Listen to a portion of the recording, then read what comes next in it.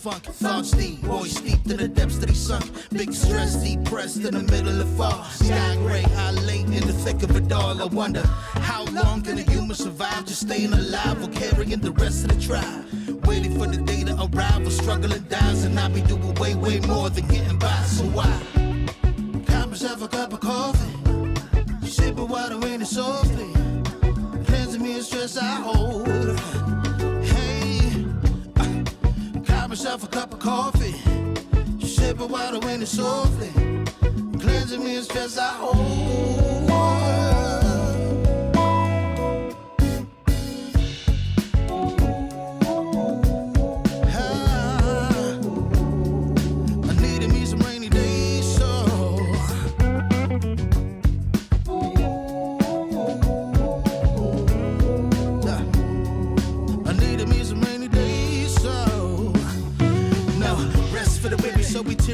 Realize life is so much more than just living a day.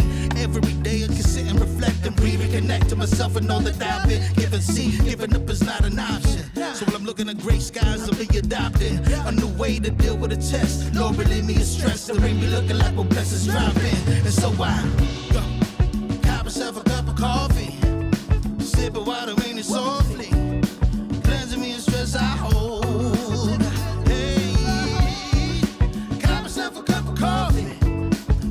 Water in it softly, cleansing me of stress I hold.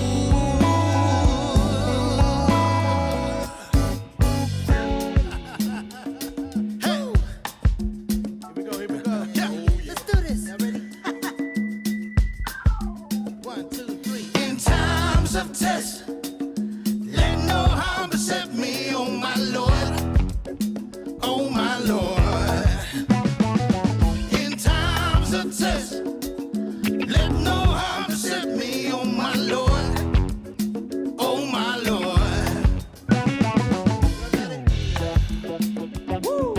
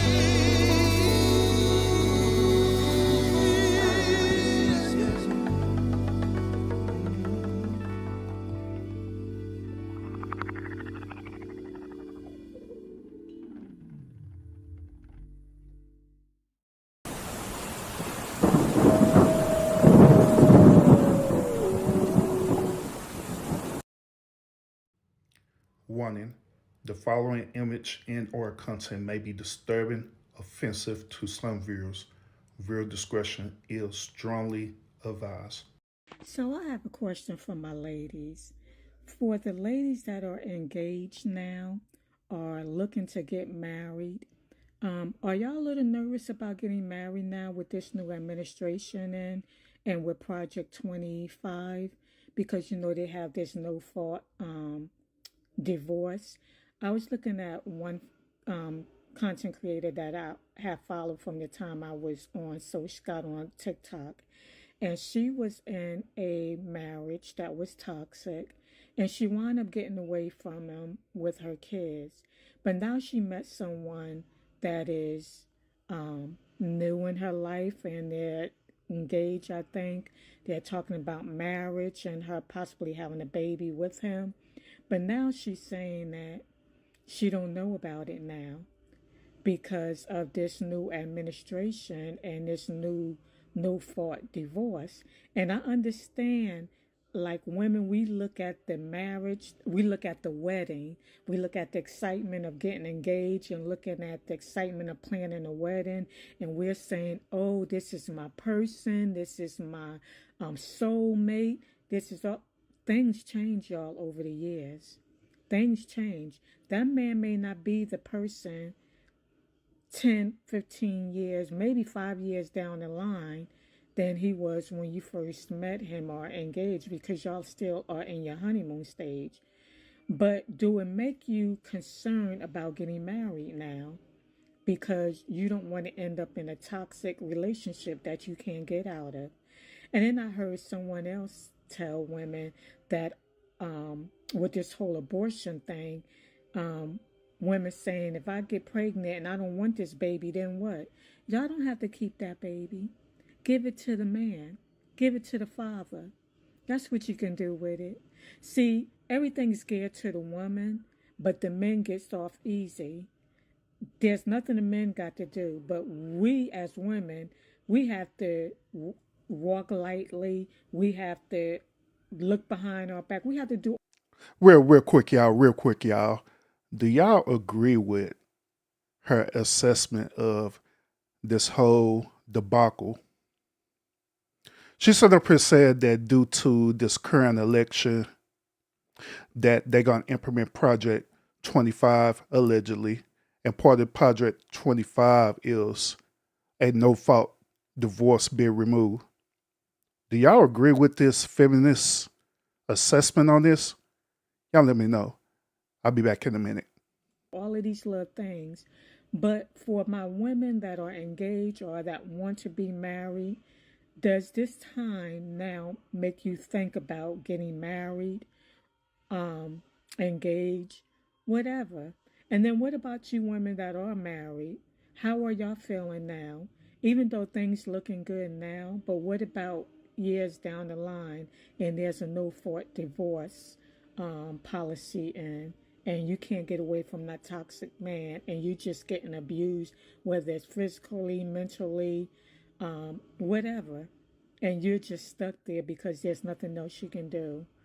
So yeah, are you reconsidering marriage now? Is that something you want to do now because of this new administration? That's all I want to know. Chime in and let me know, okay? Well, y'all, I'll talk to y'all later. Y'all know I'll be back. Later. Salute, everybody. Salute. It is time to get to work. Yes, it's time to get to work, y'all. Let's clock in. Let's clock in. Time to go to work. It's time to cook.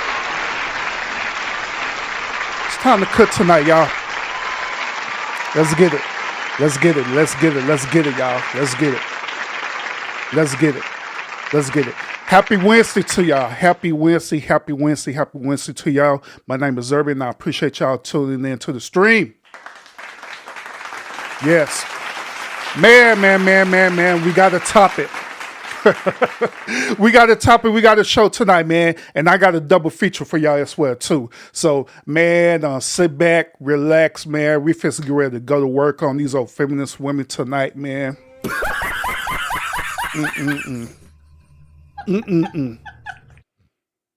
So y'all heard the intro. What do y'all think about this intro, man?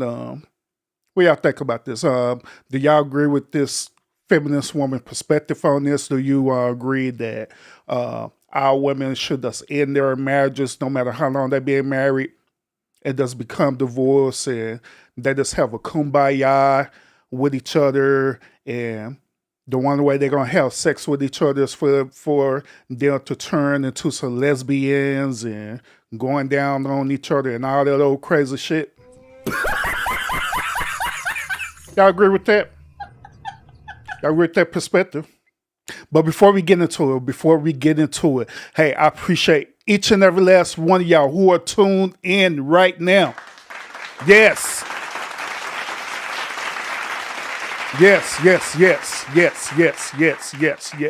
Yes. We got Show Enough in the building. Salute, Show Enough. Salute. Got my boy Lionel in the building. What's up with it, Lionel? So with it, man, Show Enough and Lionel, they're doing some phenomenal work over there. Y'all need to check out their content for real. Check out their content for real. Stop being a hater and support their content. Not only with Lionel and Showing Up, but Scorpio Mama, you need to check out her content too. Check it out. Stop being a hater. We got Gertrude in the building as well too. Gertrude is another one of them content creators where she be having some phenomenal content. She be posting her traveling vlogs and everything on there. So y'all need to go and check out her content as well too. And stop being a hater, all right? It is too late of the year to be a goddamn hater, all right? So go ahead and check out Gertrude content, man. Y'all will enjoy it. So let's go and get into this. Y'all.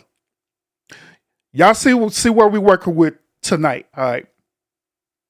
So apparently, after the election, we have a surge of these liberal feminist women, right?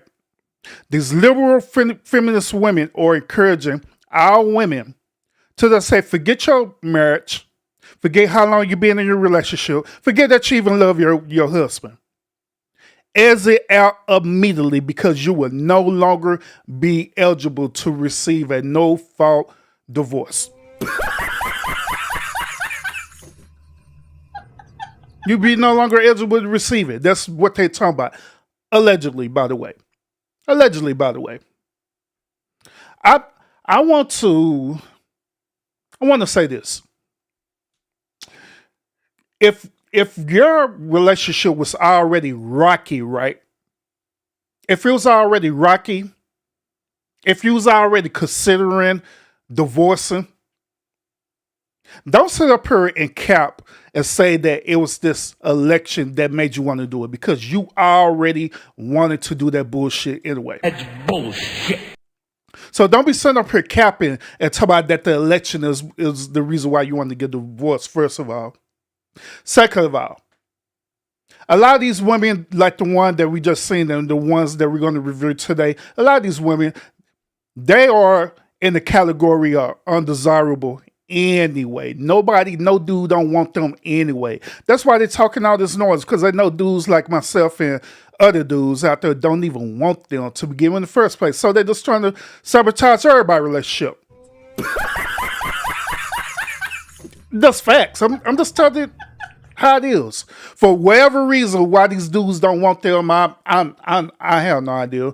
Maybe they're toxic. Maybe they probably dealt with a level of abuse. I have no earthly idea, but I don't care. But overall, these type of women are undesirable. They are.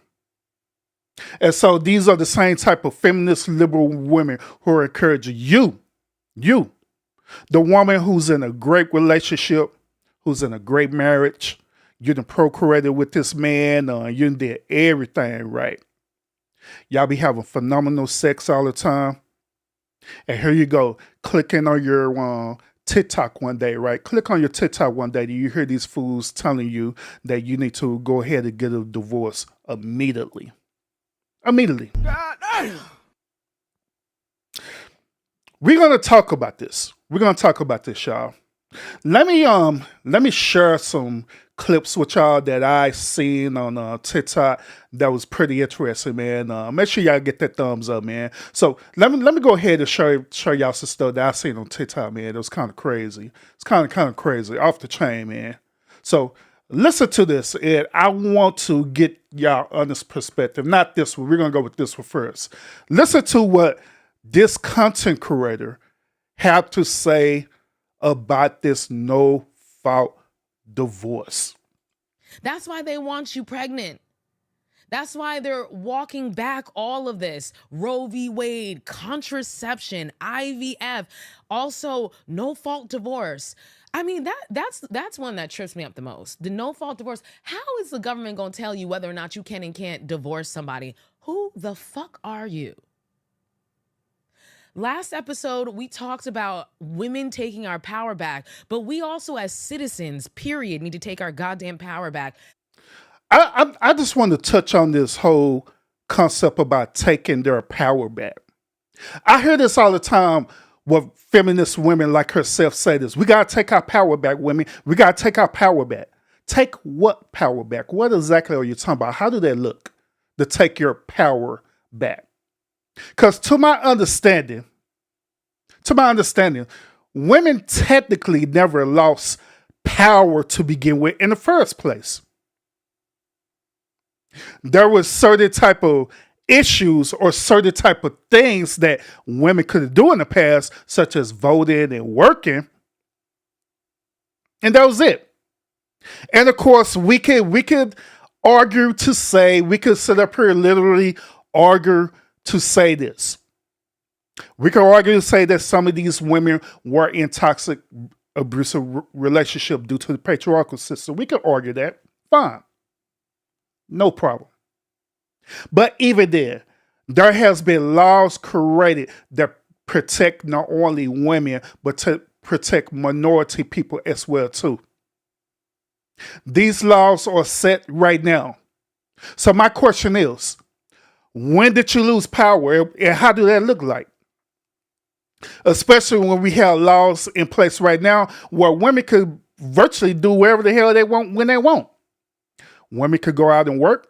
Women could go out and vote. You could get married. You could get divorced. You could do whatever you want to. Hell, you could get married to whoever you want to. You can get married to yourself. You can get married to another woman. You could get married to a man and a woman. You could get married to a woman, whatever you want to do. Wherever suits your fancy, you can get married. So where is this power that they talking about that they lost that they need to allegedly take back? That's what I'm trying to figure out. But let's continue. E, I see you in the chat. Stefan, I see you in the chat. Make sure y'all hit that thumbs up as we get deeper into this content, y'all. Let's get it. How dare government officials think they can tell people, you mean to tell me I gotta go talk to a judge and ask a judge whether or not I can break up with somebody? When you really think about these things, it really speaks to the fact that we are under a crazy control system. That in 2024, we're even talking about walking back no-fault divorce. The fact I want to run this back real quick, what she said. She said something else too, man. That's very interesting. Let me run it all the way back. Probably about right here. You mean to tell me I gotta go talk to a judge and ask a judge whether or not I can break up with somebody? I want y'all to listen to this. She said that she literally had to go to a judge to ask the judge for permission to break up with somebody. Well, with all due respect, sweetheart, you wouldn't have to ask a judge to break up with somebody if you didn't require for that man to have a license to be married to begin with in the first place. Because we know that our marriage is a contract agreement. It can be a simple verbal agreement, and that's it. But most modern day women want to be legally married, right? They want to be legally married. So the only way you can be legally married is by getting a contract, which is known as a marriage license, correct? So to deviate from that, all you have to do is simply don't get a marriage license, and you don't need permission to leave that person. You can just leave. It's just that simple. But like I said before, and I say again, many of these type of modern day women, the reason why they want to have that marriage license is because they know If they get into a divorce and they use that no-fault divorce, then they could attain what I call a severance package. That severance package could include spousal support or alimony, and if you have children, it could be child support. They know that. They know that. And that's what they look forward to getting. But if you don't have that license, if you don't have that contract, then you can't get it. So to deviate from that, just don't get a license. Don't be legally married. That makes sense, right? But I know they're not going to do that. When you really think about these things, it really speaks to the fact that we are under a crazy control system. That in 2024, we're even talking about walking back no-fault divorce. The fact that we even had to create no-fault divorce in the first place. Why can't you just quit a marriage when you're tired of it? We know why. Listen to the craziness behind this too. She ended off by saying, why can't you just quit a marriage simply because you're tired? Hell, there are a lot of modern day women. And when I mention modern day women, I'm not talking about all women, okay? Those of y'all who are tuning into the podcast right now, right? Who are tuning into me for the first time ever, right? When I mention about modern day women, I'm not talking about all women. I'm talking about a certain type of women or women, okay? So there are modern day women out there who does this right now. That's why the divorce rate is up to about 80% right now, probably 85 now due to the election.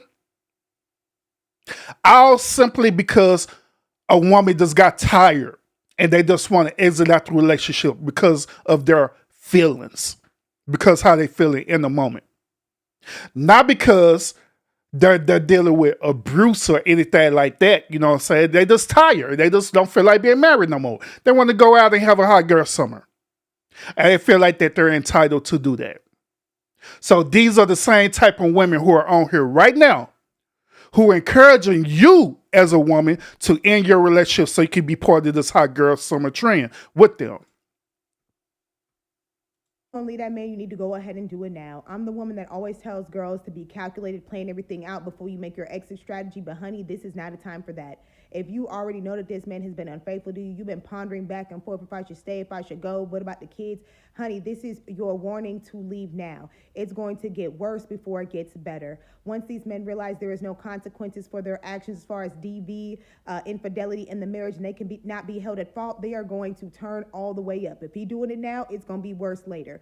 Go ahead and leave now. If you are independent, you do not mind being by yourself, you have thought about it, this is not a chance to think about it no more. This is your sign to leave. I see a lot of pick-me women saying, but I would never leave my man. We know you're not going to leave. He done cheated on you 8 times, got 2 side babies that you don't even know about already, and it's going to get worse. If you're one of those women that just want to stay because you feel like it's safer to stay with your man than be independent, then go ahead, honey. This is not the message for you. You can cry later. But for the women who are sick and tired, who did not see this coming, who are not going to sit here and stand for what is actually happening in our economy and do not want to be a victims of future BS within their marriage, honey, this is your sign to leave now. Collect your thoughts, get it together. One door closes, another one opens, because a lot of women are going to be abused in these marriages. There are a lot of women that are already mentally, emotionally abused. I wonder why one of the main talking points of these liberal feminists always have to deal with DV. That is their number one selling talking point. If you're in a toxic relationship or you're in the DV relationship, this is your time to get a divorce. Hell, if you're in a toxic DV relationship, you shouldn't have been married, to be quite honest with you. You should have been and broke up with that dude a long time ago. So you should be asking your sisterhood this question. Why in the hell are you even in that relationship? Let alone, why did you decide to stay in it and marry that dude, knowing good and well that dude is toxic as hell, knowing good and well that you're in a toxic relationship, knowing good and well you're in a DV relationship? They know the reason why. The reason why is because they love that. It's women out there that love that toxic relationship. They feel like that's a form of love. to be in that toxic relationship. Let's keep it real. And no matter how hard you tell them that, hey, your relationship is toxic, you need to get out of it. Oh, maybe he would change. Maybe he would do this. Maybe he would do that. But deep down inside, that maybe is like, baby, girl, that dude be breaking it. Let's keep it real. Let's keep it real. But I'm going to let her continue. Are going to be putting babies in you over and over and over to keep you in the house. Watch what I'm telling you. We're going to see a trend of women constantly getting pregnant that did not even want to have these babies, but they cannot handle their business. We're going to see a trend of women who are stuck in these relationships with violent men, but they've been wanting to get out. We're going to see a trend of women who are continuously cheated on, and the man dares them to leave. You're not getting anything. You can't go up here and tell on me. You can't prove nothing. You're not getting anything. You want to walk away? You're walking away with pretty much nothing. So, honey, do it now. I'm just saying. What the hell is she talking about? You walk away with nothing. When you do a shit. Next video, we're going to deal with this no-fault marriage thing. This no-fault divorce thing in the Freeman's home. Next video. Let's go. Well, depending on what state you're in, probably impossible for you to get divorced. So if men are already showing their bare naked asses now, knowing you can leave, imagine how they're going to start treating y'all when they know you can't, without their written signature or however it's going to go, right? No woman ever thinks that she's going to file for divorce when she first gets married. No woman thinks that. Everybody thinks that their marriage is going to last forever. No woman ever thinks it's going to be her whose husband is found out to be cheating or found out to be a pedofile, PD3 or whatever y'all call it. Y'all know what I'm trying to say.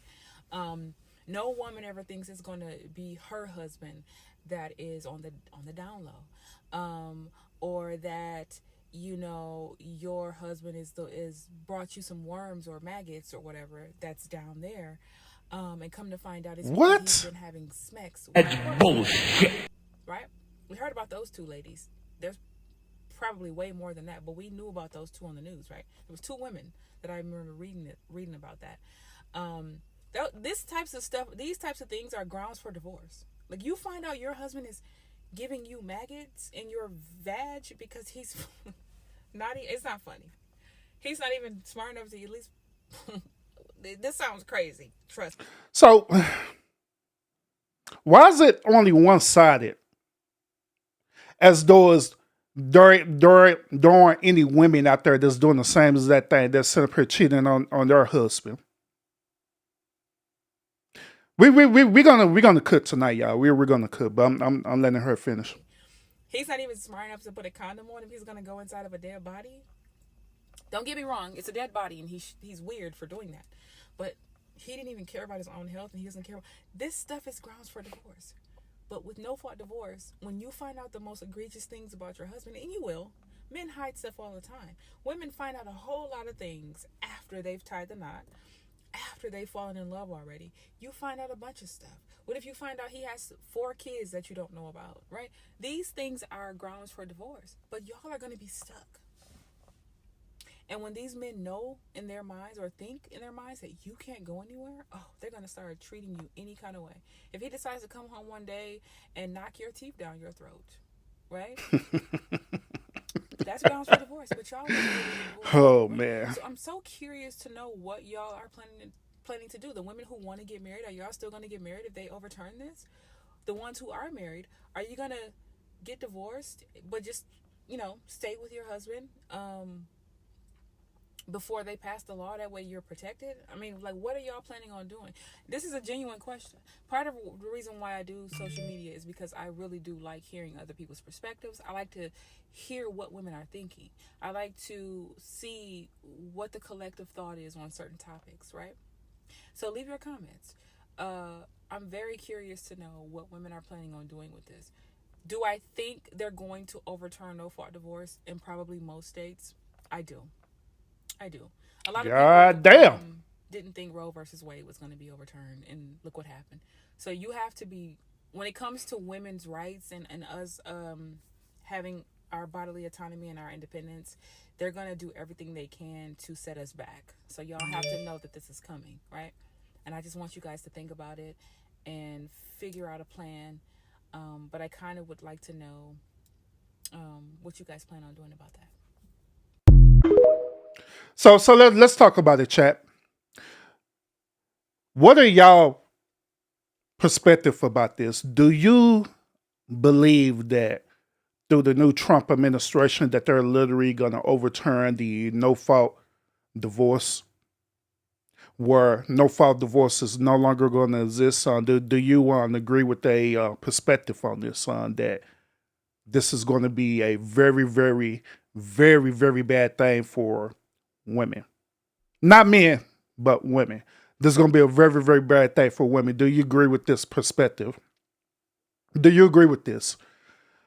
Do you agree that they don't need to overturn no-fault divorce, that they need to keep it the way it is? Or do you disagree with this? Now, in order for us to understand this, right, because obviously these women don't understand the whole concept about no-fault divorce, all right? So let me show y'all what no-fault divorce actually means, okay? Let me clear this up for y'all. Look, no-fault divorce is this. A no-fault divorce is for spouses who are no longer able to get along and live together due to various differences. And the no-fault divorce in the state of Texas, but it's across the board because every state does this. But in a no-fault divorce, neither party is responsible for the fact that the marriage did not work out. The ground for a no-fault divorce is dissolution of the marriage based on irreconcilable differences.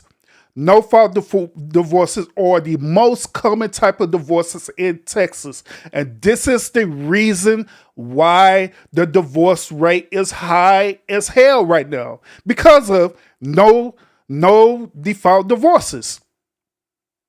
Because of this. So the whole point about no-fault divorces is that it don't matter how you feeling. If one person, it could be just one person, if one person feel like that they don't want to be in that relationship no more, all they got to do is just file for a no-fault divorce or irreconcilable differences. That's it. That's it. And walk away without no repercussions or anything like that, period. None. See, the reason why these feminist women are talking about this is because they feel that the no-fault divorce is a form of power for women that they've been exercising for centuries since they started this, where every woman utilized this technique who's in a marital relationship where they use this no-fault divorce as a way to exit out so they can receive what is known as a severance package, right? Where they could get spousal or alimony and, if they have children, child support. Right? Now, here's the thing that I want y'all to understand. Let's say that, hypothetically speaking, that they do get rid of no-fault divorces, right? They get rid of it. Just because they get rid of the no-fault divorce, that doesn't mean that they're going to get rid of the fault divorces. And also, there's a difference between a fault divorce and a no-fault divorce. Many of these women who are getting on here on TikTok, they don't even understand the difference between the two. Now, when I was sitting up here saying that, we sit up here dealing with domestic violence and all this stuff there, you won't be able to get domestic violence and that. Oh my God, what's going to happen? This was going to happen. If no-fault divorce exists, you're going to fit into the category of a fault divorce. This is the rules for fault divorces. Look at this.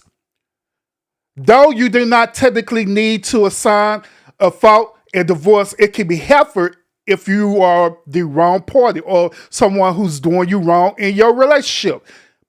Now, the grounds for a fault divorce is this: adultery, abandonment for 1 year or more. Guess what? Abuse of all types. Domestic violence, felony convictions, mental incapacitation, mental or physical cruel treatment. All of this falls on the line of a fault divorce. So if you could legally prove that you is in a abusive relationship that falls in any one of these categories, it is considered as a fault divorce. So this is still going to exist. And here's another difference between the two. The cases with a fault divorce is that you literally have to prove yourself. You have to prove that you're the party who's been victimized. You're the party who's been wrong with a fault divorce. But a non-fault divorce, you don't have to prove that. You could just make an any old crazy thing and just say, oh, by the way, it's irreconcilable differences. So you can literally get up there on the stand and say, yeah, he slapped me in the face or he spit in my face. Can you prove it? No. Well, I just want to divorce because of irreconcilable differences. Granted. Because with no fault divorces, you don't have to prove that. But fault divorces, you got to prove it. You got to prove that you fall into these categories and you have to show evidence of that. That's the reason why these modern day women are feeling some type of way about this, is because they know with non-fault divorces, you don't have to prove nothing. You just make up something. There are a lot of men right now who are locked up because women have made up bullshit about that was never true. That was never true. And they did it under the grounds of a non-fault divorce. But with a fault divorce, you have to prove that. Matter of fact, case in point. Y'all remember the trial with Johnny Depp, right? When Johnny Depp was in trial with what's her name? Whatever her name is, right? Y'all remember that? He was in trial with this woman because she was accusing him of all this type of domestic violence and abuse in their relationship. They tried first to categorize it as a non-fault based relationship. For the simple fact that they wasn't technically married to each other, but there was what was known as a common law marriage with each other. Because they was living with each other and everything. So in the beginning half of that trial, she tried to file it as a non-fault relationship based on non-fault divorces. She couldn't prove that. So it started falling into the category of a fault relationship or a fault divorce. The reason why she ended up losing that case is because she could have proved that none of these things happened. The adultery, the abandonment, the abuse of all types, the domestic violence, convictions, she could have proved it. So she ended up losing that case. But that's the reason why these type of modern day women, they want to have the non-fault divorces because they can just say anything. But with the fault divorces, you have to go to court. You have to go to a hearing and everything. You have to get you a good attorney and you have to go through the whole process of proving that you are the victim. You are the person who's wrongfully been dealt with. But they don't want to do that. Because it's easier to sit up here to make up a story to get out of a relationship versus trying to prove if it's true or not. In most cases, it don't even be true at all. Now, do domestic violence in this situation exist? Absolutely do. And I'm not doubting that. I'm not doubting that it's some toxic dudes out there that does stuff like this. I'm not doubting that. But I'm only speaking on the grounds of these type of modern day women. They still fighting for something because they use this as a form of leverage, as a form of power. And that's the reason why they sit up here fighting over this. Then on top of that, they are encouraging you who is married right now, Who is married, you the one who have a great relationship with your husband. Y'all to procreated together. He'd have been there for the children. Took the children to school, changed their diapers. He did everything a father would possibly would do, right? But however, they want you to end that. All because of an election. All because they set up here allegedly fearing that a non-fault divorce would no longer exist. I'll put it to y'all this way. Y'all may get me on pushback on this one for real, but I'll put it to y'all this way. I'm like dead serious about this. If they get rid of a non-fault divorce, I'll say hell yeah.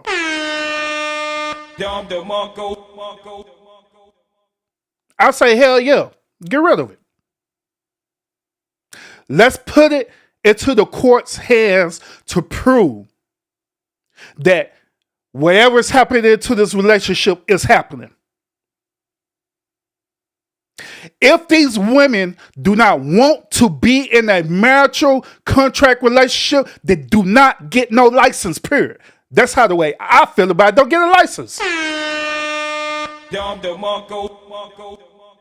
Don't get no legal contract at all. If you feeling some type of way about it, you could be in a common law relationship with it without having the court be a part of your business.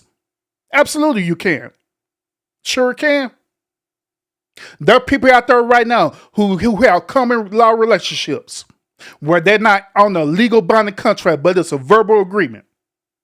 And if you feel like the relationship is getting rocky or you don't want to be in a relationship no more, just end it. Like, hey, I'm tired of being in a relationship. Just end it. And be on about your business. Well, I believe that I'm entitled to some of the community property. Now, if you feel like you're entitled to community property, then we need to go to court over that. Because they're coming to the line, or you trying to sue that man. So if you're feeling some type of way about it, then take it to court. Other than that, do not enter into no contract relationship, period. That solves that problem. Other than that, put up and shut up.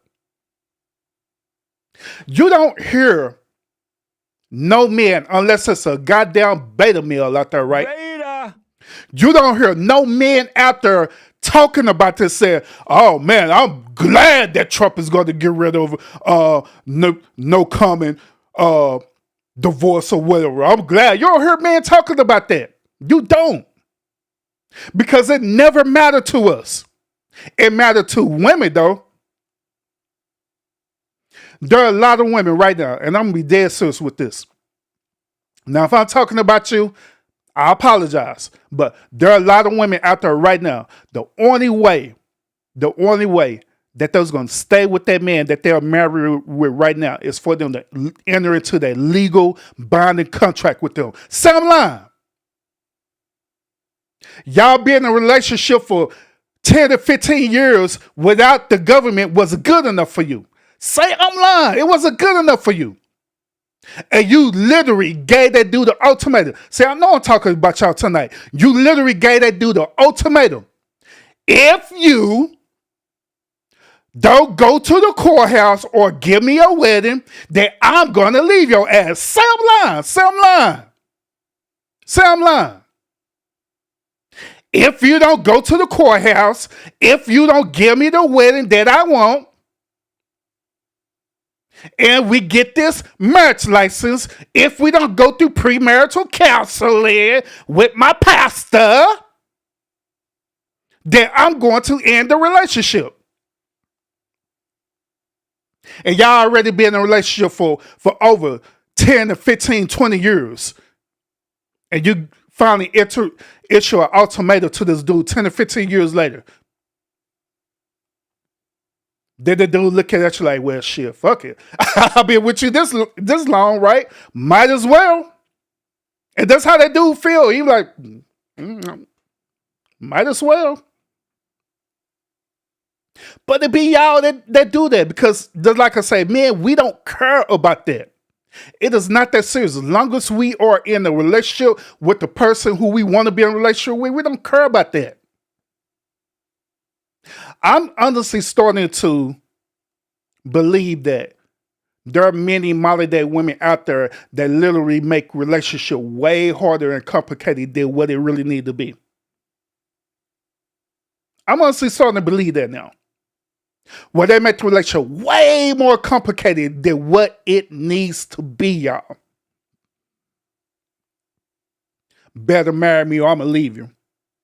Now, if that dude would have been a straight dude with y'all, would have been a straight man with y'all, that dude should have went on to say, shit, okay, bye. That's what he should have said. He should have said, okay, bye. Don't let the door hit you. But that's the difference between men and women. Is that when we truly say that we love you, when we truly say that we are vested into the relationship, we are vested into the relationship no matter what. No matter if it's good or bad. Now, don't y'all do that, because I know y'all thinking about this. I'm not talking about toxic dudes. Once again, I'm not talking about these old toxic beta male dudes that y'all like. I'm talking about true, real, wholesome dudes. Real wholesome men who are about their business, who's about their life. These men, when they say that they love you, they love you. When they say that they're in the relationship, they're in the relationship. No matter what. Good, bad, ugly, no matter what. They're going to rock with you. But yet it's still these same type of women be sitting here trying to manipulate and control these dudes. Be trying to low-key emasculate these dudes. Low-key give them ultimatums and stuff. You better do this. You better do that. How dare you, man? They have the audacity to jump on the bandwagon on this too. No fault divorces, hey? Let me go and sign my paperwork right now. That's some bullshit. That's bullshit. Crazy. Insane. But they don't want to prove it. And that's why I'm trying to let y'all know right now. They just don't want to prove it because they want the easy way out. And that's what they've been doing. They've been milking the system way too long. You know another thing too. Now that I think about this. If they talking about getting rid of this non-fault divorce thing, hell, they need to recalibrate this whole down child support system too. Yeah, I said it. They need to recalibrate this whole child support system too. Because this child support system is messed up. The Office of Attorney General is messed up as well too. They need to recalibrate that. They need to fix that. Because there are many men, I'm going to throw it out there. There are many men and women who are on child support for no apparent damn reason. Other than because you pissed that person off. Let's keep it real tonight. The only reason why you put that person on child support is because you got pissed off at them because y'all relationship ended and you're using your children as leverage. Let's keep it real tonight. Let's keep it real. Let's keep it real. And not because of that dude was an unfit father. It's because you mad. Wherever it is that he did to you mad, and you're using the children as leverage. Let's keep it real. The best revenge you can get on that dude is what? Through his pockets. So y'all know that. Y'all know that. The best revenge you can get over a dude is straight through his pockets. And so you sit up here and use that system against him. Now, once again, I want y'all to understand where I'm coming from.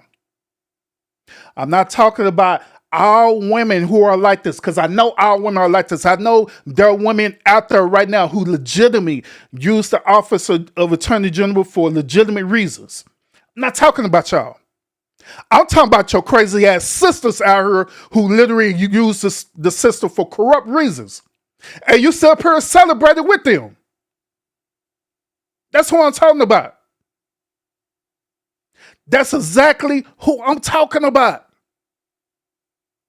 So let's keep it real. So what What do y'all think about this? Like, one of these ladies on this TikTok video, the last lady, she asked, what are y'all going to do about it? I'm going to ask y'all the same question. What are y'all going to do about it? If it is going to happen, what you going to do about it? What you going to do? If President Trump, the President-elect Trump, end up taking away the no fault divorce, what y'all going to do about it? What you going to do? I know what I'm going to do, Urban. I'm going to stop having sex with my husband. I'm going to stop having sex with my common law marriage boyfriend. That's what I'm going to do.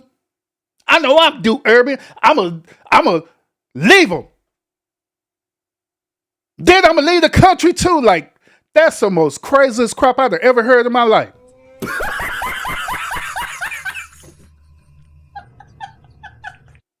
By you doing that, what that's going to prove? Is it going to, by you doing that, is it going to change the circumstance? Is it going to make President-elect Trump say, you know what, everybody? I'm wrong because I'm seeing a high level of women leaving their husband, so I'm going to go and fix it. He ain't going to say that. He ain't going to change it. No, that is not what's going to happen. They're going to keep it the way it is. So you doing all that stuff as a woman is foolish. It's foolish, and you're not even using emotional intelligence behind it neither. You literally left that dude who you say that you love with everything in you. You left that dude thinking that your alleged way of protesting is to punish that dude. Once again, your alleged way of protesting this is to punish the person that you love. Make it make sense. What if it be the other way around where men end up doing the same exact thing to the women? Shit, I'm a protest. And I'm going to punish my woman. The woman that you say you love, you're going to punish her.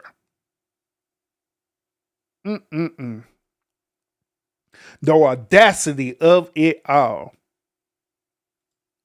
So y'all let me know what y'all think about that. Y'all agree with this whole non-divorce thing? Y'all think it's cool to do this? Or y'all the ones who are on the bandwagon on this too? Like, yeah, I'm in the bandwagon, Urban. Matter of fact, I had to pay my $500 right now to get that divorce. Hell, they got a special right now, Urban. They got a half off Black Friday. Instead of $500, it's $250, Urban.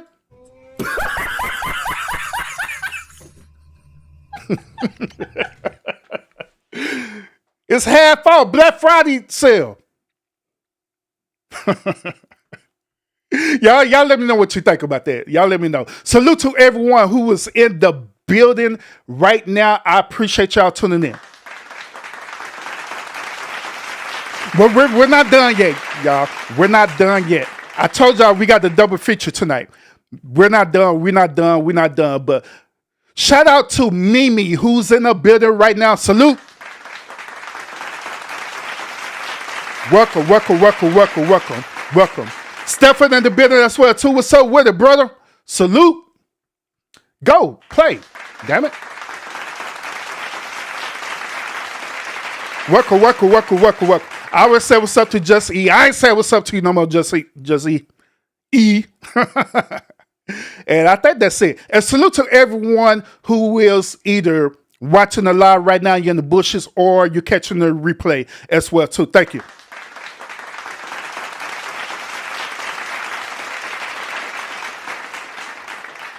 Welcome. First segment of the show, we were talking about the no-fault divorce.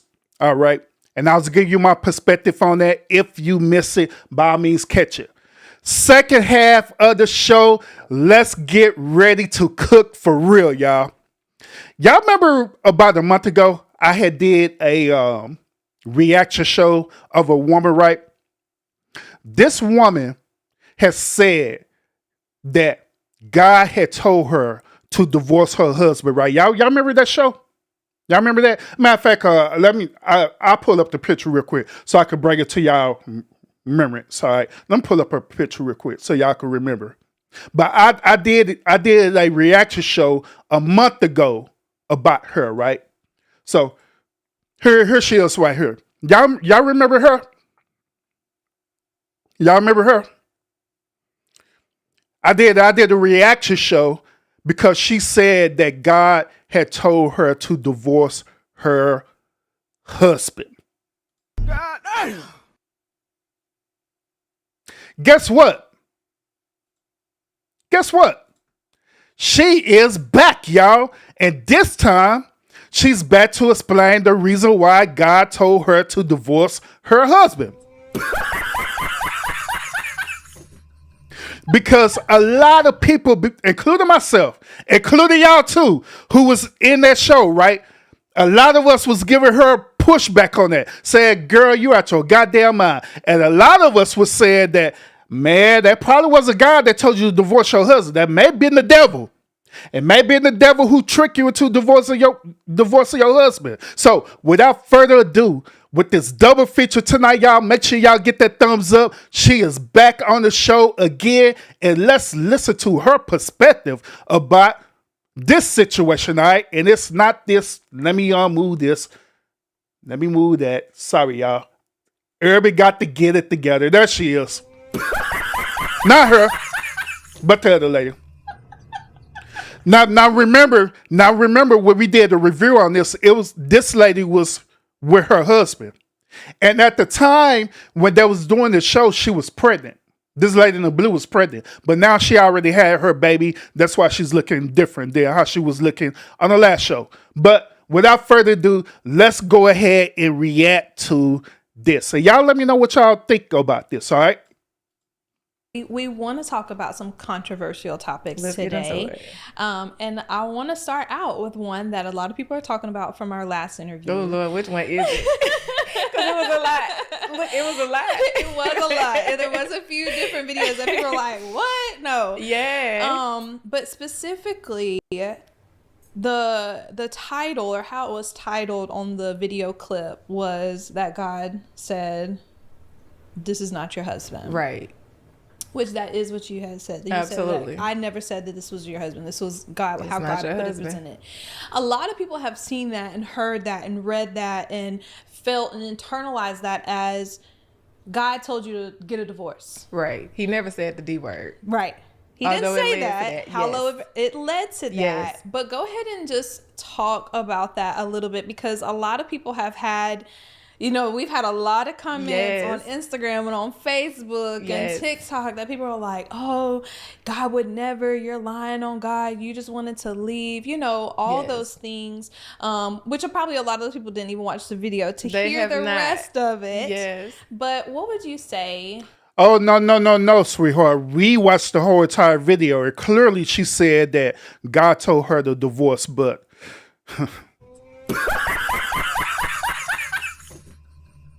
Clearly, that's what we heard. Clearly, that's what we heard. But let's continue, y'all. Let's continue. Just to, I guess maybe the comment, God would never say that to you. I'm praying for them, and I pray that they get a relationship with God and really get to know God, and understand his voice clearly. Because yes, the devil will try to poke and do things of that nature. But if you are a believer, if you are somebody who've ever encountered God's voice, you know the sound of it. Yeah.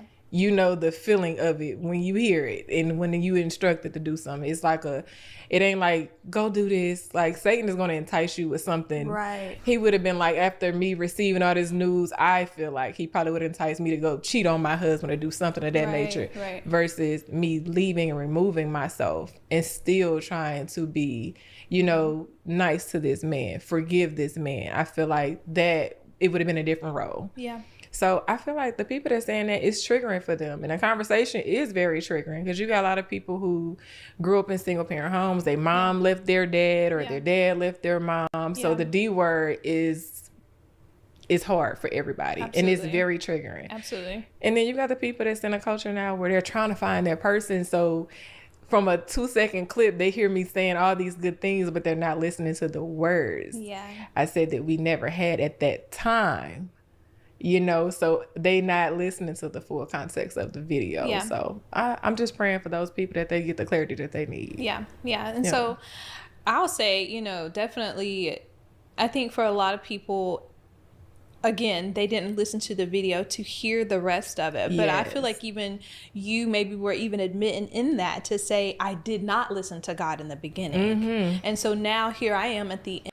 Wait a minute. When did she say that? Now, I think this woman's up here playing with our intelligence, because I know when we reviewed this video, she clearly was saying that God told her to divorce this dude, that she said that this was not her husband at all. Now, keep in mind, it wasn't nothing wrong with this dude at all, period. It really wasn't nothing wrong, according to her. She said that he was a good guy and everything. That all of a sudden, one day, she just heard this divine voice of God telling her to divorce the dude. People would not be saying this if she never said it. But she clearly said that.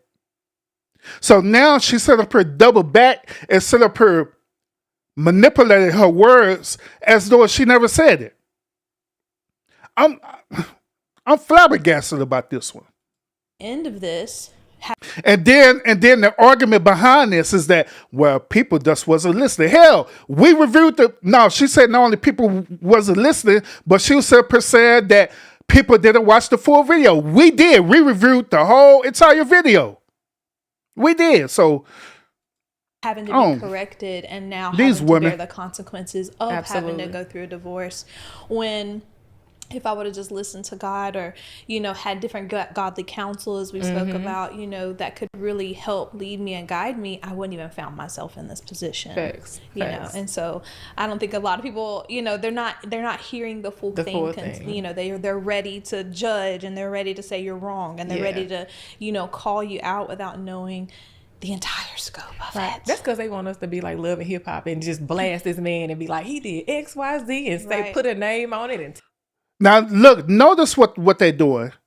Instead of them defending the argument, right, they're using I call it soft fallacies or soft fallacy ad hominems to attack the people who's reviewing the content, which is myself and those of y'all who were at the last two when we reviewed this, right? But yet it's still, they're not proving to us that this is what she said, because obviously this host right here, all the hosts have to do is pull out the footage and show her that she didn't say this. But notice they're not saying that. Instead of them doing that, they're using fallacies to set up her and attack the people who said it, which they let you know right off the bat that they are being disingenuous with this whole argument right off the bat. Tag if it's real. Right. But at the end of the day, you know, like I said off camera, that man is growing. It would be wrong for me as a woman, you know, to come on here and list all the things that he did. Yeah. You know, I feel like I touched on it in context enough for you to understand that something was wrong. Right. You know, he stepped out of different things that he should not have done. Yeah. But I don't have to go in context and say he, you know, like blatantly just say it for you to get it. For you to understand. Yeah. Because it don't give him space to grow. You know, the internet will circulate this video for years to come, and he a whole different man, and then here he is, somebody that may be a potential wife for him, see this clip, come back and be like, oh, he did this to her, he gonna do it to me. That don't mean that. Right. That don't mean that. Yeah. Well, wait a minute. Hold up. What did he do to her? Because according to the last video that we watched, right, of the show, she said that he allegedly didn't do nothing to her. She never said that. So now she set up her allegedly hinting on that he did something to her. If he never did anything to her, and if it's circled around to the woman that he allegedly fisting to marry or love or whatever, then what's the man? What the this crazy? And people are unforgiving even if you gave every single detail and said every single like, girl, thing you dumb. Why you that say? happened, that or they'll turn it around and, you know, oh well, I'm sure you weren't perfect either, what did you do? And I wasn't, you know, and all these things. And so it's one of those situations where you danged if you do, you're danged if you don't, Yep. you know, and so people are going to say and do what they want to say and do. Absolutely. However, I wanted us to start off with that, you know, just to bring some clarity to it, and then just talk about the topic in and of itself. And, you know, divorce is probably the hardest thing that I've ever been through in my life. Mm-hmm. And similarly, now I told you this, like, God didn't. Hey, you want to know the true reason why divorce is the hardest thing that people go through? Respectfully, it's because they going through that damn no fault divorce.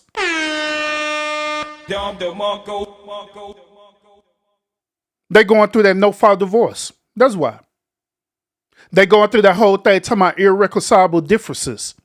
And they know by saying that, right, that they automatically is subject to get at least about 40 to 50% of that dude community property. And that's what they're looking for to get. That's why it's hard. Because that dude started giving them pushback and stuff, right? Like, nah, you ain't supposed to be doing all this to me. And started giving them pushback. Right? Didn't tell me, okay, that's not your husband. But I had a situation where I was riding my bike. I used to be into bike riding. And we were renting a house.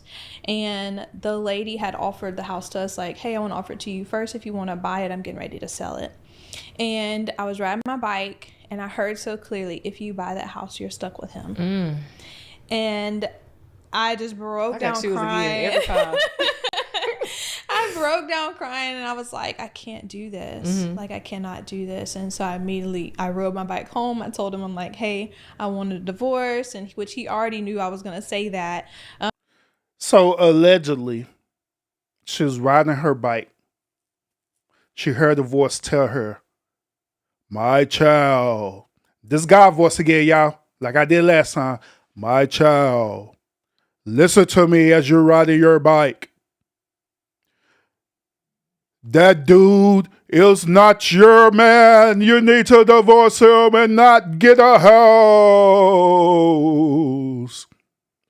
Oh my God, yes, you're right, God. You're right. You're right. Let me tell her right now I need a divorce. You're welcome, my child. Like, what the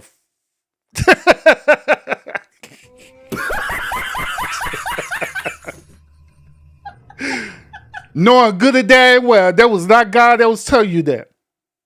But want to package it as though it's God. That wasn't God telling you that. That was you in your mind because you was already thinking about it. Sometimes when you think about things and you think about it long enough, you eventually start acting upon it or believing it or making it to your immediate reality. It don't have nothing to do with God. That is you and your thoughts. So don't put that on God. Here's another thing to it. I said this the last time we reviewed this, right? God is a type of God where he's not going to interfere with free will. Okay? He's not going to sit up there and manipulate you to doing something, because if he's doing that, he's interfering with free will. If he's interfering with free will, that means that predestiny and all this stuff no longer exists. For the simple fact that he's controlling everything.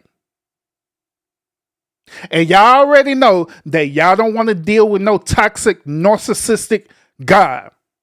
Because y'all don't even want to deal with a toxic, narcissistic man. So I'm pretty damn sure y'all don't want to deal with no toxic, narcissistic God.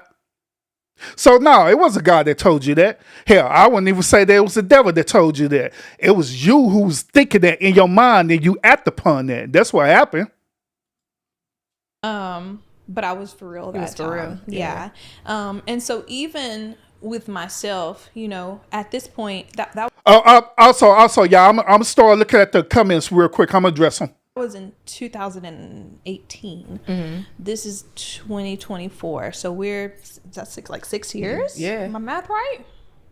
6 years? I've been out of school since 05. 4, I believe 5, that is 6. Yeah, I think 6 Let me years get a ago. start using the hands. Right. Gotta use the hands. Yeah. 6 years ago, I still have not publicly said all the things. Absolutely. And I think that's a choice one for my children. Absolutely. To they don't have to go back and view and see those things when they know some things, because there's a child that's growing up with them, and they understand they get it to a point, they comprehend that. But I'm not going to sit and tell every single thing, that happened. And so I completely understand both of those sentiments, that God could tell you that, hey, let me wake you up. Yeah. I never told you. God is not, God damn it, God is not telling you nothing at all, period. God is not talking to you like that. Lord Jesus. You this from the beginning. You did this because you wanted to do this. That free will get us in trouble every time. Every single time. I think a lot of times too, people put God in such a box, because the same way God speaks to you, he's not going to talk to me that way, because he know I'm not going to understand it the way you do. And that's just like being a mother with your children. You talk to your children differently. You treat them differently based on what they can understand and how they can, understand it. So I think a lot of people judge God relationship based on how their relationship is. And that is where a lot of people get strayed away from different things. You know what I'm saying? Or go down the wrong path when they seek those type of people for counsel. Because they'll tell you, well, that wasn't God that said that, and in your mind, but you scared to really say what it is based on the advice you're getting from those people. So I think people got to realize that I ain't you ain't me, and it ain't my job to try to clarify nothing, because everything played out the way it's supposed to. Right. It definitely. I ain't gonna lie to y'all. I'm not gonna even cap it all. See people out there, they'll sit up here and lie to you, and they'll say all this weird stuff, right? When I hear the voices in my head, it could be interpreted as God, if that's why I want it to be, or that's why I believe it to be, right? But truthfully, when I hear the voices in my head, right, when I'm hearing my thoughts and stuff, right, do you know who I hear in them thoughts? I hear myself. I absolutely hear myself. I hear my own thoughts. I hear my own voice. I don't hear this brand new voice that's in my head. I don't. I honestly believe that a lot of y'all are the same exact way, that when you're hearing that voice in your head or something, I believe that you're hearing your own voice, but you believe and you interpret it as God. That's why I honestly think that's what happened with a lot of people. You hear your own voice in your head and you interpret it as God. So that's why they can sit up here and say, well, God is not going to talk to me the same way how he's going to talk to you. Hell no, because it's not their voice. It's your voice in your head. You're not going to hear their voice in your head. You're not. Hey, y'all ever thought about that though? If that be the case, why you don't hear a brand new different voice in your head, right? A God talking to you? Why you don't hear another voice? Why you don't hear Dr. Phil voice in your head, and that Dr. Phil voice interpreted as being God? Why you don't hear that? Why you don't hear your children's voice in your head? Why you don't hear your husband voice in your head? Why you don't hear your grandmom or grandfather voice in your head who passed away? Why you don't hear that? Why you don't hear that? The reason why is because you only hear your own darn voice, and that's it. And you believe and you interpret it as being God. So if that be the case, right, if you honestly believe that your own said voice is God, if your own voice is God, right, do that means that God is both good and evil? Because let's keep it real. Let's keep it real. We be having both good thoughts in our mind, and we be having bad thoughts in our mind. Let's keep it real. All of us, including myself, we be having good thoughts in our mind, and we be having bad thoughts in our mind. We be having good thoughts of prosper and good health, and in our mind, we just like, hey, lovey-dovey and all this stuff, right? And within the same moment in our mind, we be thinking we want to kill the motherfucker, right? We be wanting to kill somebody in our mind too. For example, those of y'all who are working right now, you deal with that co-worker, that boss or whatever that gets on your darn nerves every single day. You like, man, I wish I could just knock this dude or woman out right now. And you literally be thinking about ways how you gonna knock them the hell out. Let's keep it real. If that be the case, is that God's voice in your head? Is that God divine judgment telling you and showing you this, especially if you're believing that that alleged voice is God? So is this God telling you to do this? Guess what y'all gonna say? No, Herbie, it's not God. It's not God. That's clearly the devil. That's clearly Satan putting all these things in my voice to make me do evil stuff. Because God is love. God is kind. God is gentle. Come on now, y'all. Come on now. Y'all. Come on. Can we just have a real conversation tonight, y'all? Can I just keep it real with y'all tonight, man? But real quick, before I get too far off the topic, let's go ahead and real quick, let's go ahead and address this comments in the chat, man, because I know y'all been talking. Appreciate y'all tuning into the stream, man. We got a lot more of this video that we're gonna uncover, y'all. But let's get to these comment, man. I appreciate y'all coming. Mimi, she said this. She says, as many wives as he had, he should have been the last person making such a decision. I'm just saying. Gertrude, she said accountability there. Let's see, showing up saying, hey, Irby, I'm loving that shirt. Thank you. I appreciate it a whole lot. This shirt and other items is in my store right now. Check it out. This is my official Wolf Urban brand. So check it out. I got shirts for men. I got stuff for women. Man, I got merch in there that y'all are going to love. I even got a blanket in there that's Wild Wolf Urban brand that y'all could check out in the store too. So I got a lot of merchandise in there. So go check it out, y'all. Check it out. But I appreciate it. Mimi, she said this. Child support is usually a stipulation in a divorce anyway. Yeah, I could agree. I think these women are silly as hell. Yeah, I could agree. I could agree to that too. Let's see. Scorpio say, hey, DJ Urban is one of the hardest working men on YouTube. Facts and big facts. I put in a lot of work. Man. Hey, Urban on fire tonight. Urban is in rare form tonight. I am. So when I be in rare form tonight, man, I am unstoppable. I am unstoppable.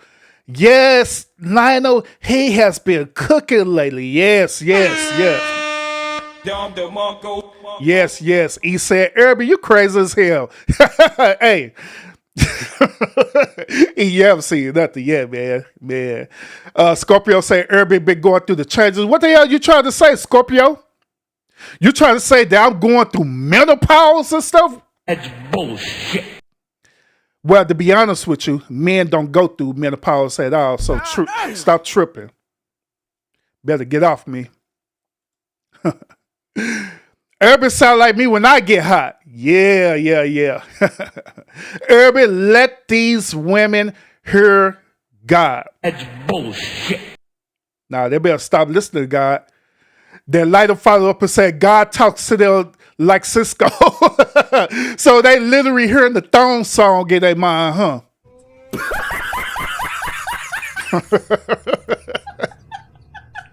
Gertrude said that this is why society is on the decline right now. I agree with you on that, Gertrude.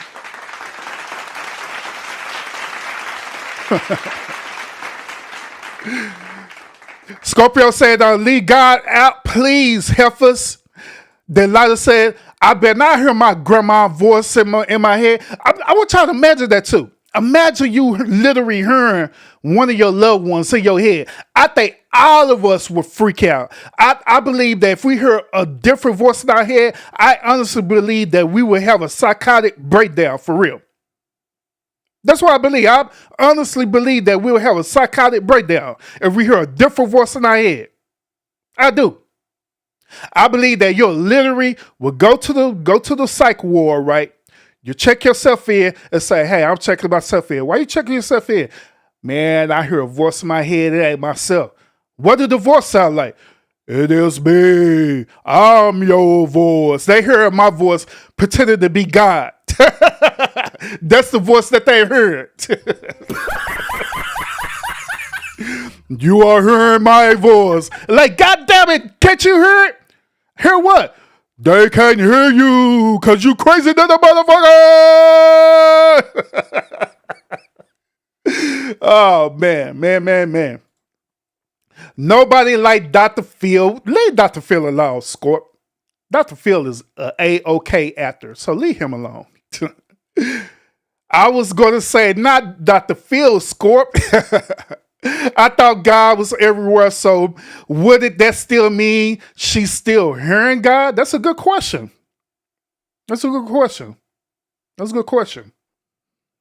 Urban in the zone. Stefan laughing.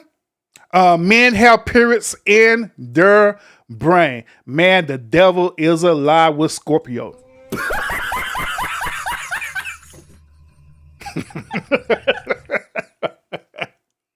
But appreciate y'all tuning in.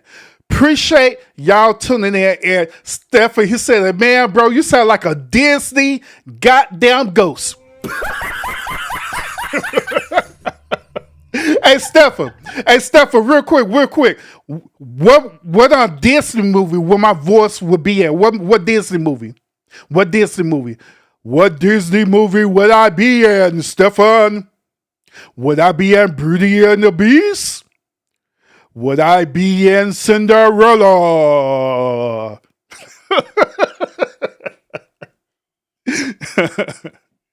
Let's get back to the cuts here, y'all, because we got a lot to work tonight, y'all. So let's get back in it, all right? Make sure y'all hit that thumbs up. Those of y'all who tune in right now, those of y'all who are catching the replay, make sure you also hit that thumbs up as well. And salute to y'all. Salute to the one new viewers that we got right now. Appreciate y'all tuning in.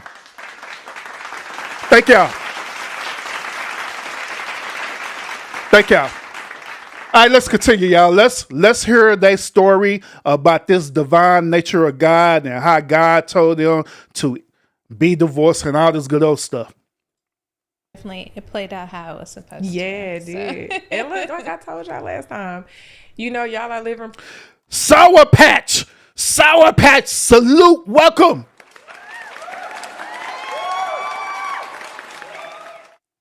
Proof. That, by the way, Sour Patch, that is the only reaction that you're going to get from me tonight, all right? Because Sour Patch believes that out of everyone in the family, that she is the most special one in the family. I don't know why. But that's all you're getting from me tonight, Sour Patch. That's all you're getting from me tonight.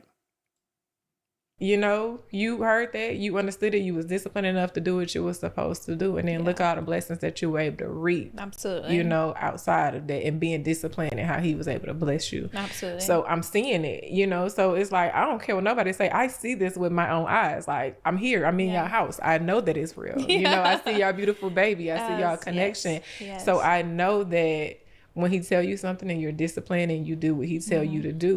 Wait a minute, it kind of do sound like Uncle Scrooge, though, the one of the three ghosts. It do.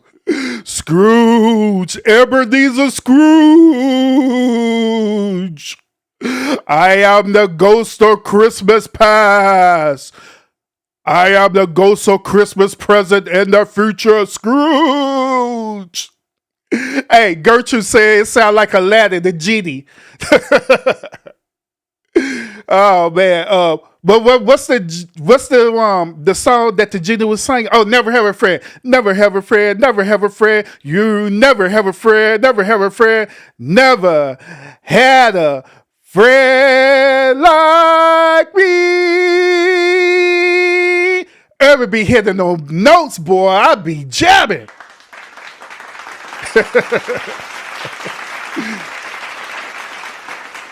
to and using your free will to do what he's telling you to do, you're going to reap the blessings every time. Absolutely. Absolutely. And at the end, you will have to answer for it. Absolutely. Not anybody else. You know, if it's right or if it's wrong, you will have to be the one to answer to it. And so that's good. Okay. I'm glad we cleared that up. Right? They still going to be like, she still left a good... They commented on my wig pictures. The wig cute, but you still left a good man. Child. I'm not admitting anything to you, Sour Patch. We've been through this before. And I'm not admitting anything. Do you want the wig or not? Do you want to buy the wig for your girl? Go shoot your shot. You know? Yeah. Go shoot your shot. Yeah. So... That's right. We bless you as you go. Absolutely. Yes. So to them, we just say we praying for them, and I hope they get the understanding that they need. And you know, it doesn't bother me. Now, I said this before, and I'm gonna say this again about her. Anytime you see a woman who have a tattoo right on her wrist, and she have tattoos on her feet, she cannot be trusted.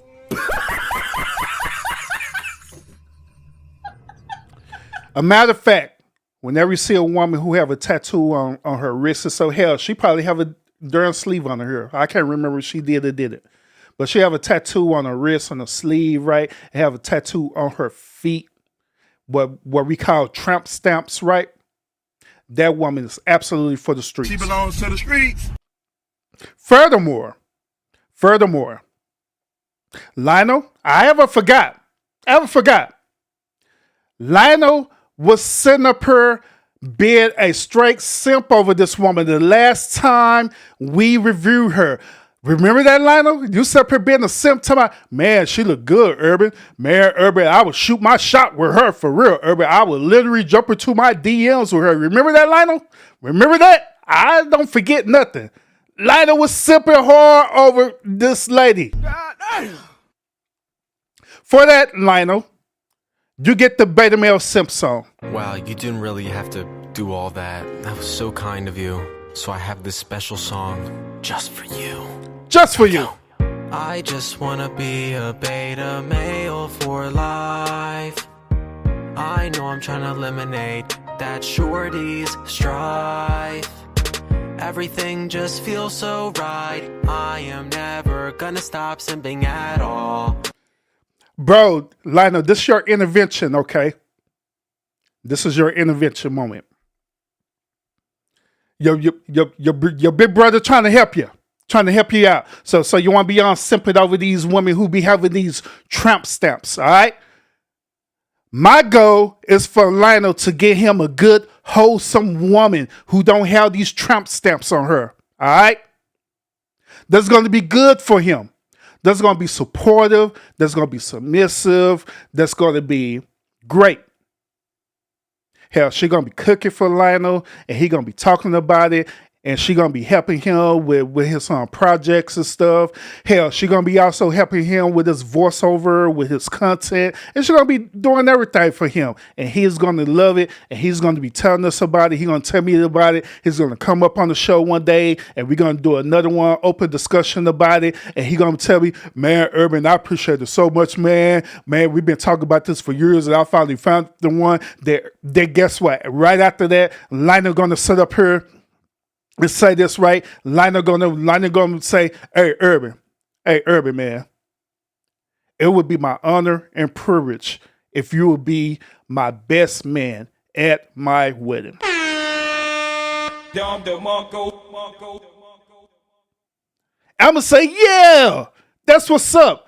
I would love to be your best man at your wedding. Now, it does depends on your wedding. Now, are you sit up here getting a contract wedding or whatever? He's like, man, Irby, you know how these women are. You know, getting well, she suckered me into getting a contract wedding. I like, God damn it, Lionel, here we go again with this simping. Wow, you didn't really have to do all that. That was so kind of you. So I have this special song just for you. Here we go. I just wanna be a beta male for life. Then yeah. Right after that, I supposed to be. Say I'm supposed to be the DJ. Hey, I'm gonna be the DJ and the best man at the same time, bro. Stop tripping. Stop tripping. Stop tripping. I'm gonna be the best man and the DJ. The hell? Oh man. All right, let's get back to the content, y'all. Me, because I understand that everybody views stuff based on their level of understanding. Yeah, absolutely. Yep. Okay, so let's move into some of these other controversial topics. Not specifically off of what we talked about last time, but just some other hot topic things. And I think they're really, really good that people, don't always talk about or don't realize that it should be something that should be conversated about, or they don't hear healthy people talk about. Maybe I should say that. You have mentioned, like love and hip hop, celebrity love is a lot of what we see. And it's a lot of this struggle love, and it's a lot of this like hurtful things that by the way, Lionel, Show Enough will be your wedding coordinator, okay? Show Enough will be your wedding coordinator. Gertrude, what role Gertrude gonna play? Gertrude, what's gonna be your role in this wedding? All right, we need Gertrude to have a role in this wedding. We also need to get Stefan in this wedding as well too. What's gonna be Stefan's role in this wedding as well too? Stefan said this. Don't get married, Lionel. Chance you get a divorce. Everybody say 80% in the divorce. Don't make it be 81%, bro.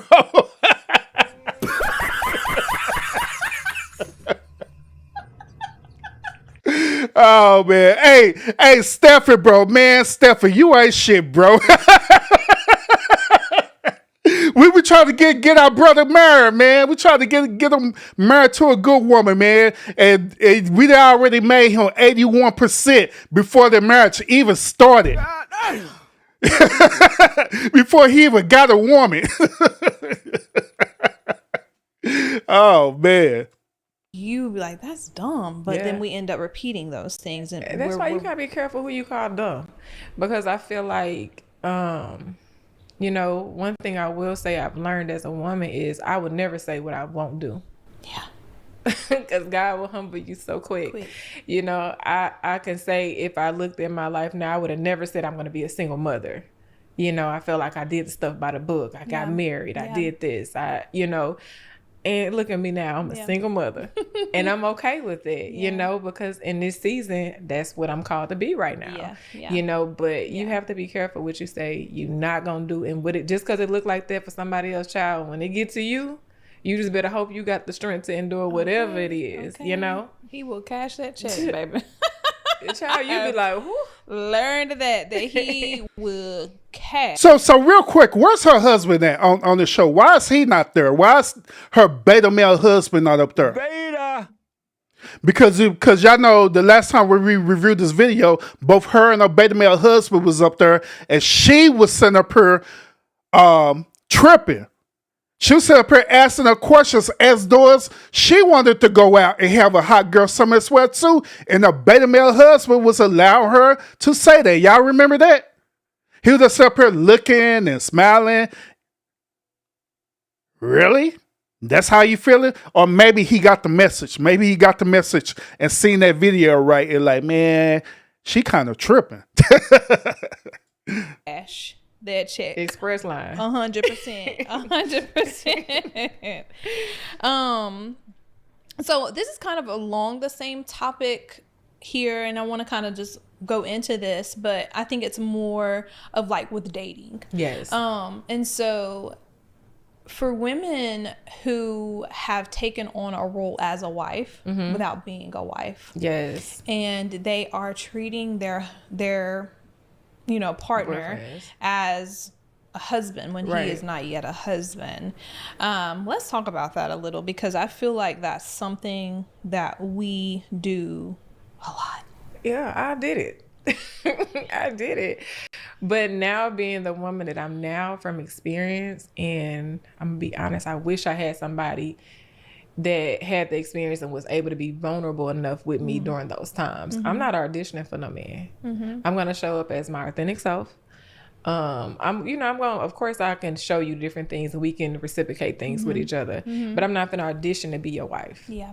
You got to know if God's telling you I'm your wife, you got to make sure I'm aligning up with all the stuff that you want, and that you see help you for your life. But I'm not finna be out here overdoing it and overplaying, my part. I'm not doing that. Yeah. So I have some things in my head, but give some. Real quick before you listen to them voices in your head, all right? She said that now she's not going to go and audition to be someone's wife, right? She do understand that is literally the whole concept of courting, okay? When you're going out and courting each other, you're literally setting up her auditioning. You're literally going on the interview. You're literally putting out there your expectations of relationships. She'll meet a person and she'll say, hey, you know what I'm saying, this and that, that and that, that and that, well, whatever, right? Right? They're right after that, he say the same damn thing. I'm going to do this and that, that and that, that and that, whatever. So you're literally auditioning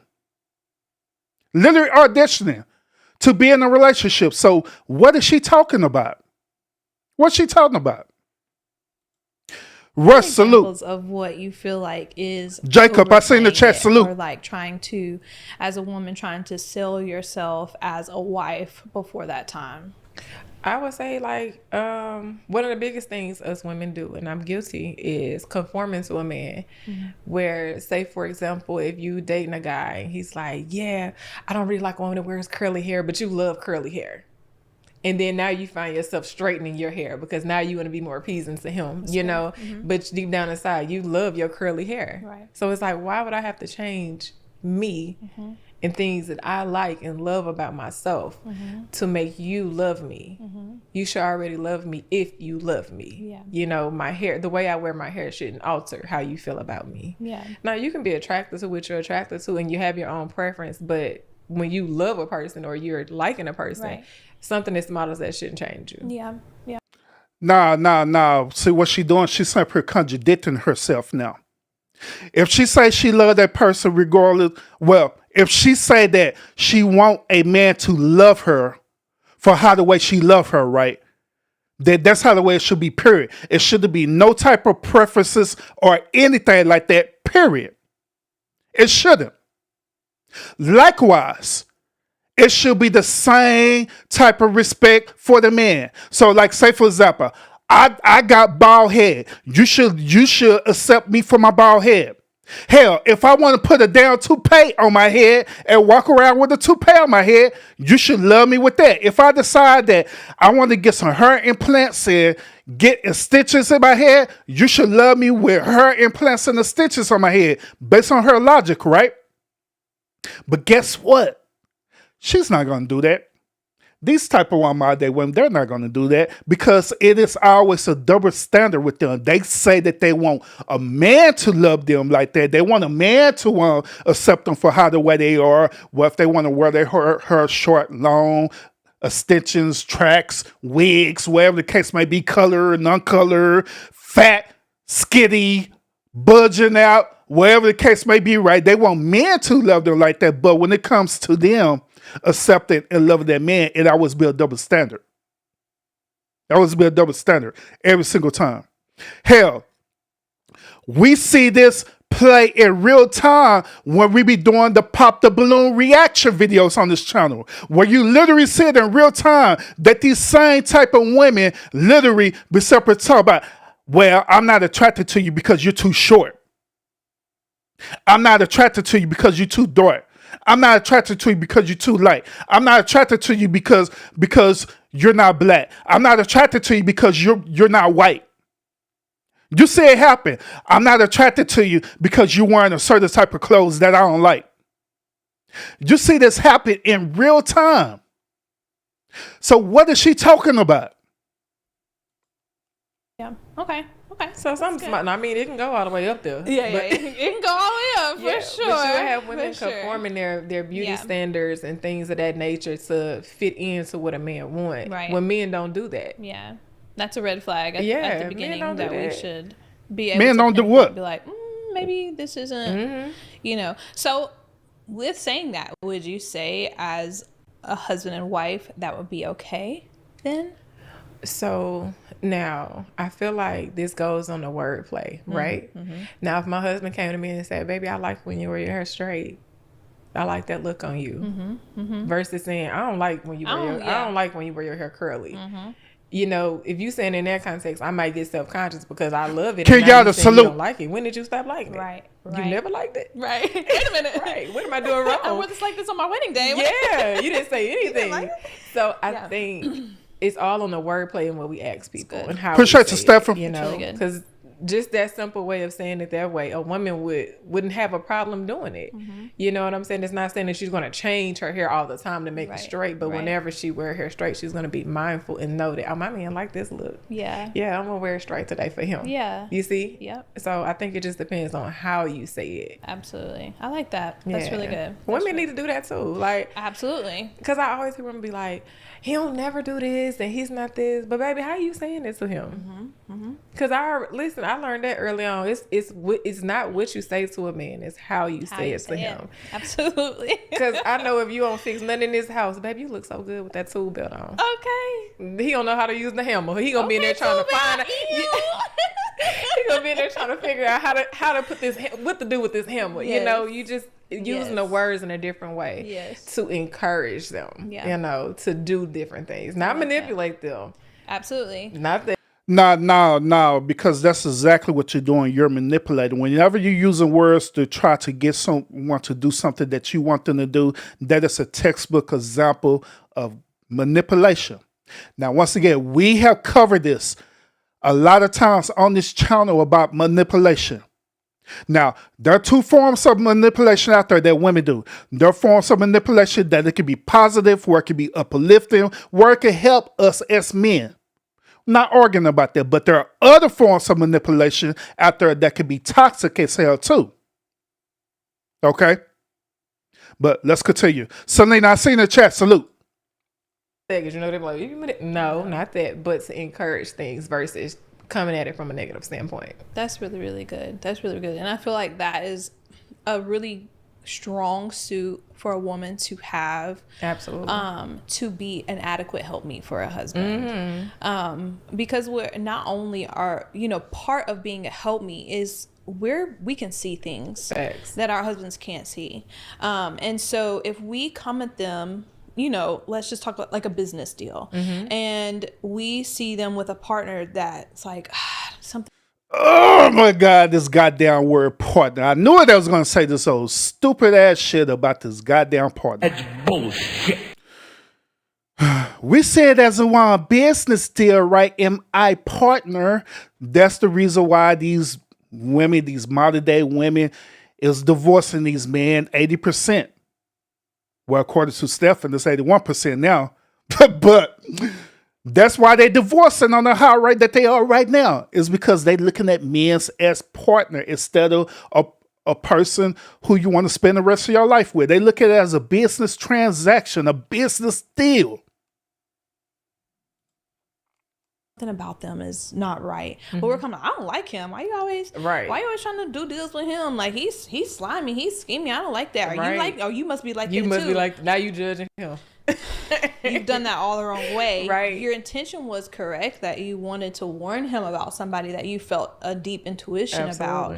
However, the way that you relayed that information shut him down, and now he's probably going to do a deal with him because you ain't going to tell me what to do. You trying to take my masculinity away. You're trying to tell me what to do with your control and tell. That's what he's thinking, but he's not understanding that you're saying it for his better good. Right. But it's all on the tone of that woman. It's on the tone. But Wait a minute.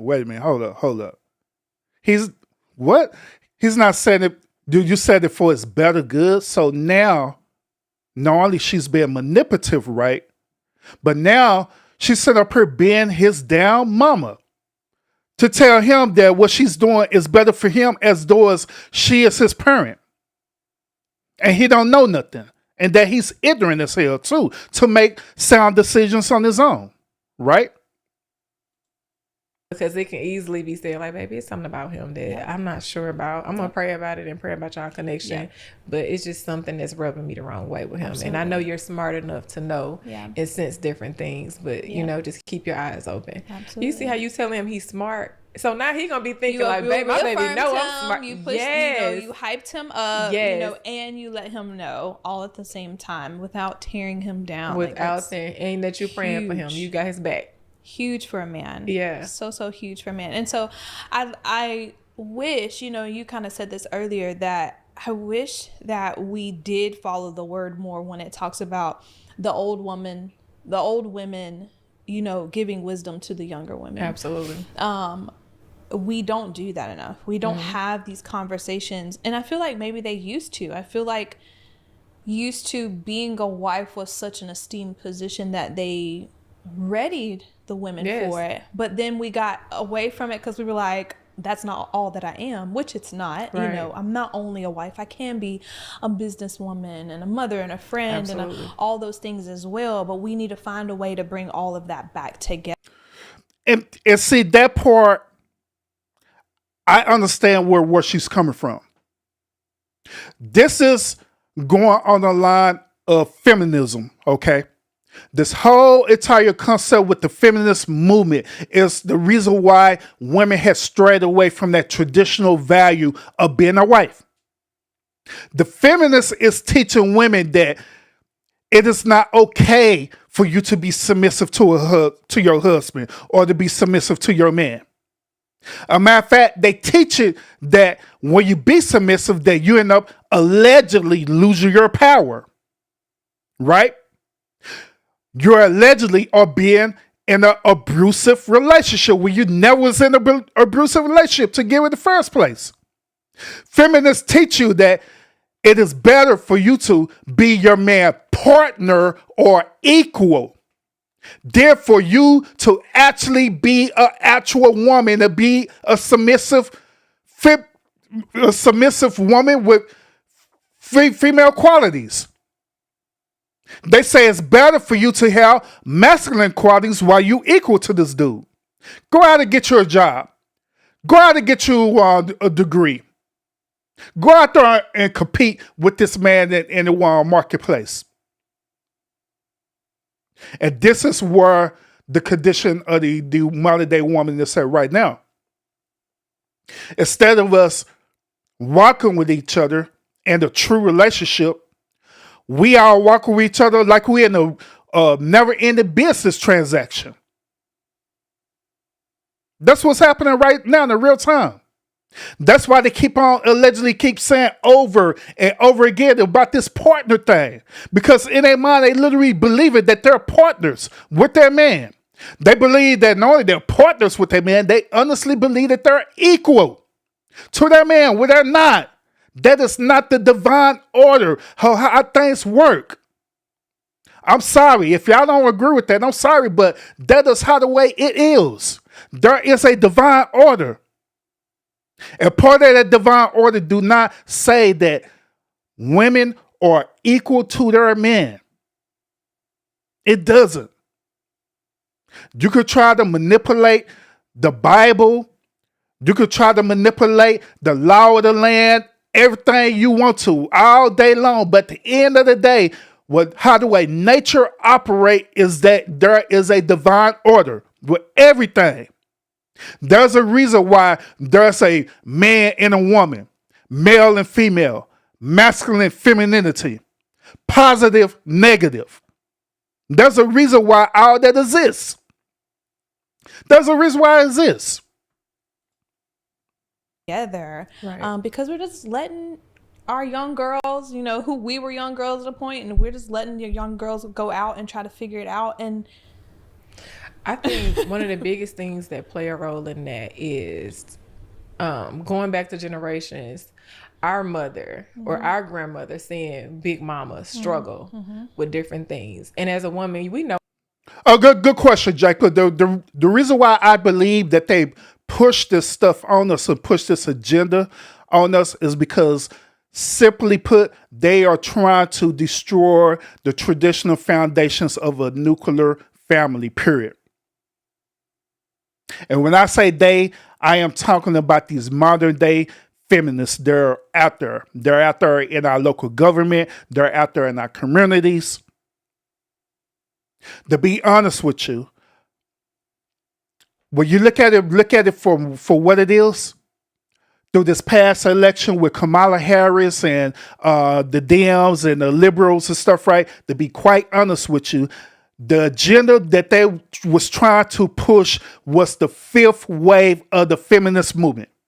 Because we was currently in the fourth wave right now. They're honestly trying to push the fifth wave of the feminist movement. Where they literally try to sabotage the whole entire nation, where they trying to have this alleged gender war going on when it shouldn't even happen. They're literally sitting up here crying and preaching to other women that men are no good, men are misogynistic and all this stuff there, but it's not men who are being misogynistic. It's not. It's them. But that's the reason why they're so pushing this feminism, this wave of feminism. They trying to tear the whole foundation of the nuclear household, period. Where it's okay where two men could be together, two women could be, I'm just calling it for what it is. Where it's two men could be together, two women to be together, hell. So they'll push two men and two women living all together. And a poly relationship. That's what they want. Know how our mother come to us and be like, child, I don't want you to ever do, and they'll say something and you know when it's law. Because it's like, they're like, don't you ever let a man do. Hey, Joe. How you doing, Joe? Salute. Welcome, Joe. This to you. Don't you ever allow this. And you know it's coming from a place of wisdom. So I feel like today's women have, took those contexts and we've learned like, okay, I'm going to learn how to do certain things on my own. Not saying that I want to replace a man because I can never be a man. Yeah. But I want to learn stuff. So if this man put me in a position where he leaves me, and back then you got to think they had 12 and 13 kids. They really didn't have no education. They didn't have no job. They was trained to be a wife. Yep. And even though Big Daddy had other kids, other families, they showing them at the funerals, she still was a wife. Yep. And so what a lot of men are mixing together is they feel like that's what an ideal wife is. Yep. Big Mama was suffering. Yep. She didn't have nobody to talk to because all the other women at that time were enduring that. Doing the same thing. But I'm not going to say all the men back then were that way. Not saying all of them was unfaithful. No, I'm not saying that. But the majority of the women that were going through those things, they were all dealing with the men having multiple families and stuff of that. And they knew to keep their mouth closed because what? Where they going to go? Man, I hate to go. I hate to go there. I hate to go there, but I'm going to go there. We're going to go and go there. All right. We're going to go and go there. Have y'all ever wondered about this whole concept about being faithful, about cheating? Have y'all ever wondered where that came from? About this whole concept of being faithful, cheating, right? Y'all just really just started. I'm not talking about thinking about it from your anecdotal experience. I'm just talking about tracing it all the way back to the root origins, to when all this began. Where people start saying that, right? You're a cheater. Hey, y'all just thought about that. Now, I know that throughout my research of studying this through sociology, right? Studying this, right? I know that through the modern day patriarchal system of this said country, right? I know that the men of that day was having multiple women. They had their wife and they had what is known as concubines, right? But it was a called concubine in this country, okay? It was a called concubine in this nation. It was called slave women back in the day. So the slave master had his wife And he also had slave women as well too, that they would literally go and have sex with. That's what would happen. But back in the day, it wasn't called cheating. So my question to y'all is this. Who called it that? Who had called it that what he was doing is called cheating? Who said that? Who said that this is the term that we're going to use? I think y'all know the answer to this question. I think y'all know the answer to this question. The answer to this question is that these same women who were wives to the slave owners and stuff, right? These same wives, right? They end up starting the feminist movement, and the feminists, the one who doped it as cheating. But keep in mind, even prior, before this country existed, right? And you go back over, go over to the West. When you go back over to the West, guess what they had at the West? They had wives or queens, right? And guess what else they had? Concubines. Meaning that they had other women who they would sleep with. Were some of these women were slaves as well too? Absolutely they were. But even during that time, it was nothing wrong with that because that is how the way it was. Hell, there's country right now over there, and I say West, I mean East. Those country over there in the East right now, they still do this to this day, where they have wives and they have concubines. And it does how the way it is. But over here in the West and to America, when we get into this feminism movement, they the one who dubbed that as cheating. They the one who dubbed that as infidelity. Now, am I condoning that? And I'm saying that, hey, every man should have multiple women and stuff like that. Is that my argument? No, but I'm just telling you how the way it is.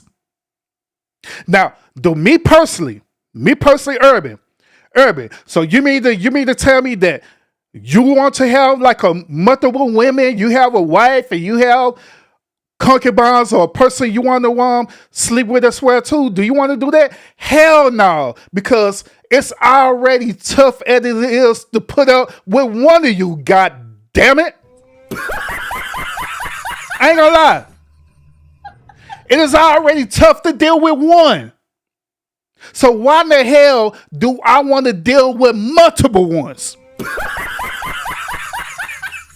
Why? I don't want to do that. I don't have that much patience to deal with multiple women. I don't. I honestly don't.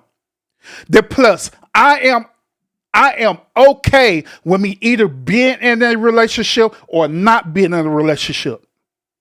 I am okay with that. I am. But multiple women? No, hell no. That's to me, that's too much estrogen that you have to deal with. Now, some dudes out there, they're built for that and they can handle that. And shout out to y'all, the ones who can. Shout out to the ones who can handle that. But me personally, hell no. I can't deal with that. But going back, deviated to what I was originally saying about this, feminism made that term cheating and spread it to the community, especially in the black community, where they dub it as cheating. You're cheating on me because we're only supposed to be in a one relationship. So you're cheating on me. They dub it as that. That's the reason why it's so active right now. That's the reason why that people get so triggered over it. Because they honestly believe that they belong to one person. That's why. SBK, salute. And salute to everyone who are tuning into the show right now. I appreciate y'all a whole lot, man.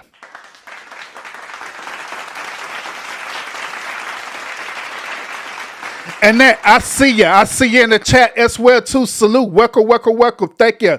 Thank you. Thank you. Thank you. Right now we are in the second half of the show. We are reviewing this modern day women, right? This woman, she said that God had told her to divorce her husband. And then people had pushback on it saying that God never told her to divorce her husband, and they were saying that it was literally the devil that's telling her to divorce her husband. So she decided to come back on this show to set the record straight, and that's what we're reviewing right now on the second half of the show. Those of y'all who didn't catch the beginning half of the show, by all means, at the end of the podcast, go back and catch the beginning half of the show. That's what we was talking about. Non-fault divorces and stuff, and I was giving y'all my perspective on that. So without further ado, let's go jump back into the content. Make sure y'all were hitting that thumbs up in this live because it helps the channel out a whole lot. Most of them couldn't read, most of them could write. You know, they didn't really have the context to know, like, okay, I can do this by myself. You know, I can get a job. I can do this. Me and my children can work together and, you know, help raise each other. They later caught on to that, which I would say that's when our grandmothers started doing it. But their mothers went through a lot too, you know? Absolutely. When it came with marriage and stuff. They was groomed at little kids. That's like us grooming our kids at 5 and 6, how to cook, clean, be a wife. And they get married at 13 and 14. Like literally, Like I have a 13-year-old. I cannot picture her being nobody's wife. I can barely get her to do dishes good. Baby. No. You know, let alone having the maturity enough to know, like, okay, I need to have sex with this man. I need to cook for this man. All right, so and then she said, am I justifying men not honoring the institution of marriage? No, I'm not saying that. I'm not saying that. What I was stating earlier was that I was giving you the origin to the whole story of cheating, where it came from and how it exists in this said nation. Okay? That's what I was talking about. Now, to be quite honest with you, when you look at the whole concept about the institution, notice the word that you use, institution, meaning a legal binding agreement, right? Because that's what marriage is in this country, is a legal binding agreement. So if that person said that if y'all both agree upon your marriage that you just wanted to be one man, one woman in that marriage, that's the agreement. But however, if you also agree that, hey, I don't want the marriage to be one man, one woman, but I want to have multiple women, as in an open marriage relationship, that is also a legal binding agreement. So you can't go back and say, well, you're cheating on me, when you already agreed to that. Okay? So different people concept about cheating, it varies in their relationship. But the whole foundation of it came from the modern day feminist movement. Because if the feminist movement never said anything about cheating, or if they never mentioned the word about cheating, I guarantee you right now that majority of us, other than me, but majority of us would be having open relationships right now. And that is facts. We would. We honestly would. But let's continue. I'm ready to have a baby at 13 and 14. You know, back then they just wasn't ready. So I feel like a lot of men are looking at those time women and they want that for us. And now we're not that. And that is not true. That is not true. Marriage vow do make stipulations, but it's based on the type of vows that you read. Now, if you're talking about the traditional wedding vows that people read, that comes from a Christian ideology, okay? But marriage vows is vows, period. All a vow is a verbal agreement. So wherever a verbal agreement that you agree upon, that's what you're going to do. And that's what you're going to stand by. So it doesn't matter if it's a one verbal agreement or a multiple agreement where you want to have multiple partners. Wherever the agreement or the vow is, that's what you got to do and stay committed to. You know, and to be honest, if they had the opportunity to do different things, they probably wouldn't have been that. You know, because that's traumatic. I can't imagine. And then some of them was married off to people they didn't even know. Yeah. Can you imagine being with a man and half the men was way older? Yeah. That's scary. But then they saying don't divorce. Don't do that. That's your person. Yeah. So was that free will or what is that? Guys, baby, I don't know what that was. I want to call them people out their name. You know what I'm saying? I don't know what that was because. Yeah. That's a lot. Yeah. Because I mean, and I don't know why this is in my head, but I want to say this. Like, I think maybe people would be hearing this as like, this is just a black people issue. No, it's not. It's not. Like I come from white folks. Okay, this is a white folks issue as well. This is a women's issue. Like this is something across the board that women have dealt with for years, generations, and they've went to the extreme of trying to break out of that as well. So we had the extreme of being a wife and a mother and a homemaid and all those things at young ages, not knowing themselves or anything else, being locked in this life, being miserable no matter what, but staying. Then I'm trying to figure out how is this a woman's issue. That's what I'm trying to figure out. So I'm gonna listen to them and hear their perspective. You have the extreme of now women don't want to be married at all. Yeah. They just like just career, but no I think children. The men changed. A lot of things, yeah. Yeah, the men changed because although Big Daddy and them they wasn't faithful. They took care of home. They provided. They were providers. Nowadays, men are really not. They want the woman to be Big Mama and Big Daddy. You want me to cook, clean, and you want me to pay half these bills, and you want me to have sex with you, and you want me to make sure I get up and do this stuff with these kids. And then you telling me that you want to go 50-50 with me. Yeah. You know, but that's not 50-50 for that woman. You know, you get off work, you eat, and you go play the game, or you watch the game, chop it up with your boys, and I'm still here with these kids. Not saying that's my situation, but just saying, like, that's what it's looking like. So a lot of women like, I don't want that. Yeah. Oh, my God. Man, it is the entitlement. Oh, my God, bro. Oh, hell no, man. It is the entitlement behind it. Is it not your responsibility, not only a woman, right, but as a mother, for you to take care of them kids? Is it not your divine responsibility to do that? I don't get this.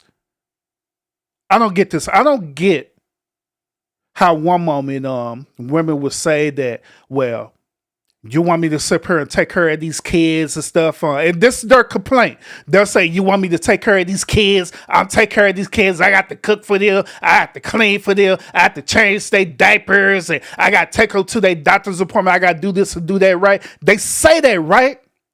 But when it comes down to the divorce, right, when you end up divorcing out, guess what they do?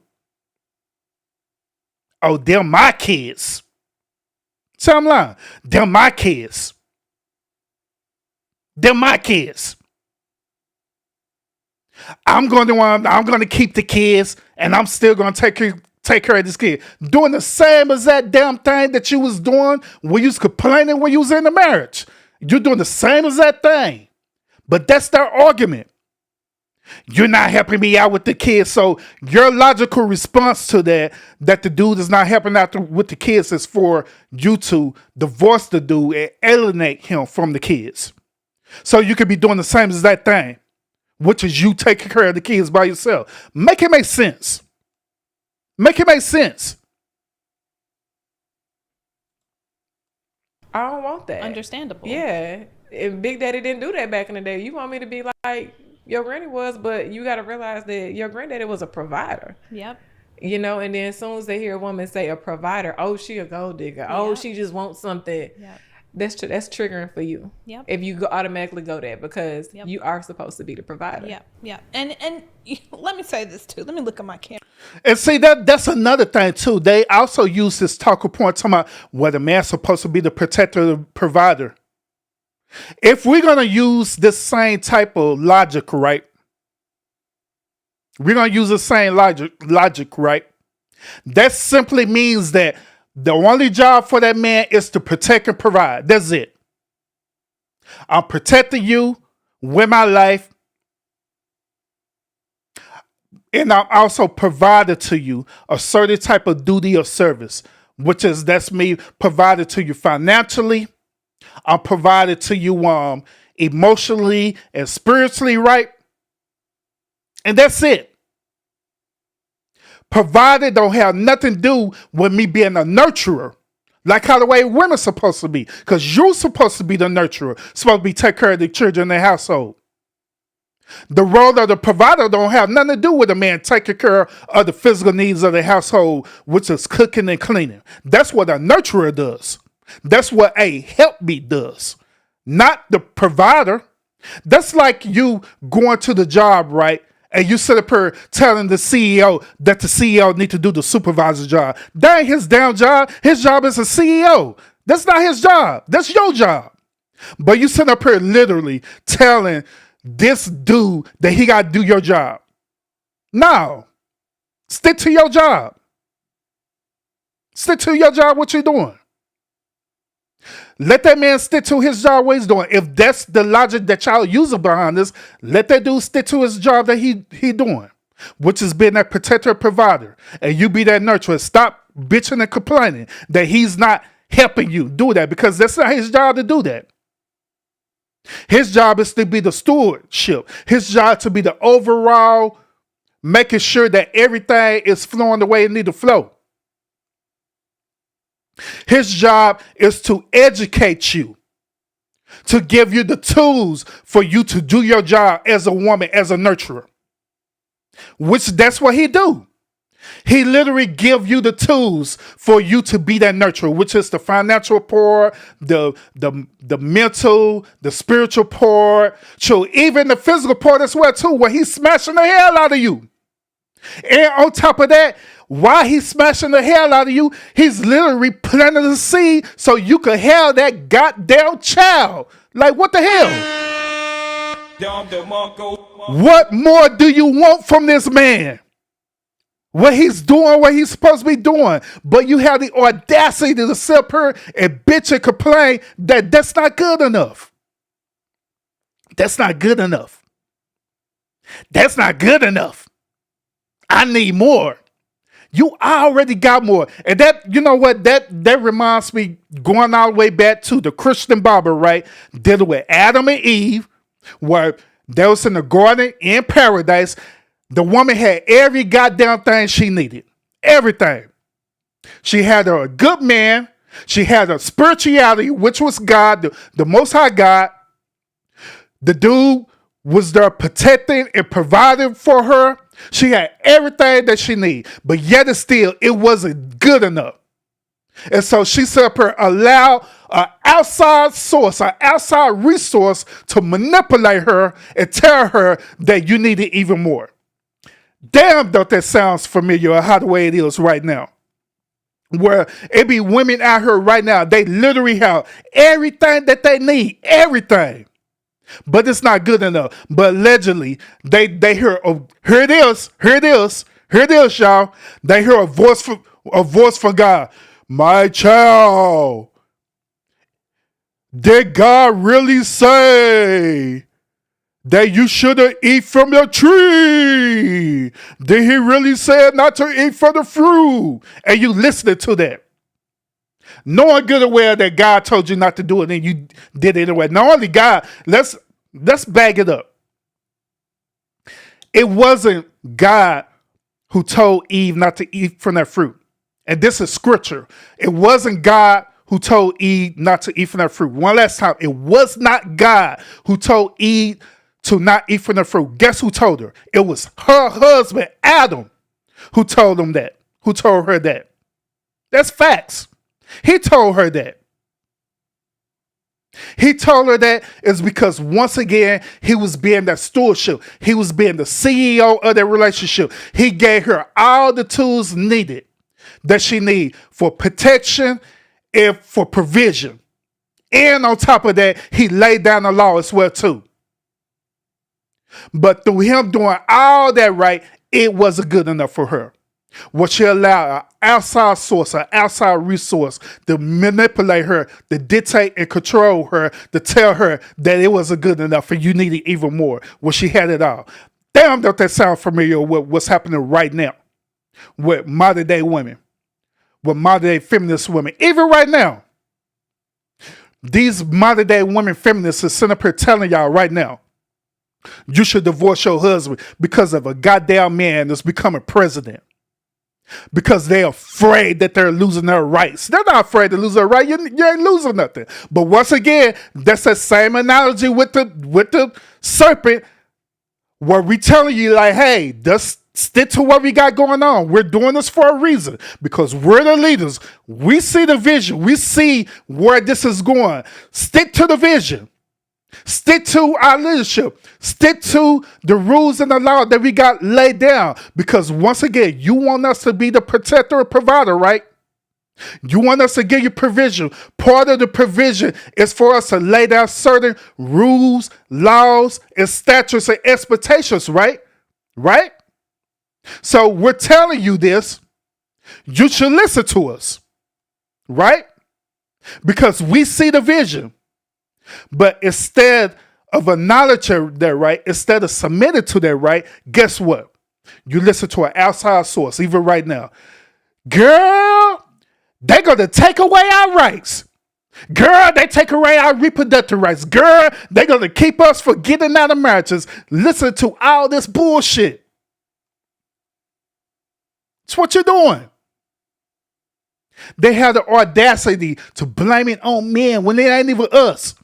We're not the one who's reacted to this. We're not the one who's making the decision. You are. You are moving ahead of us. You are.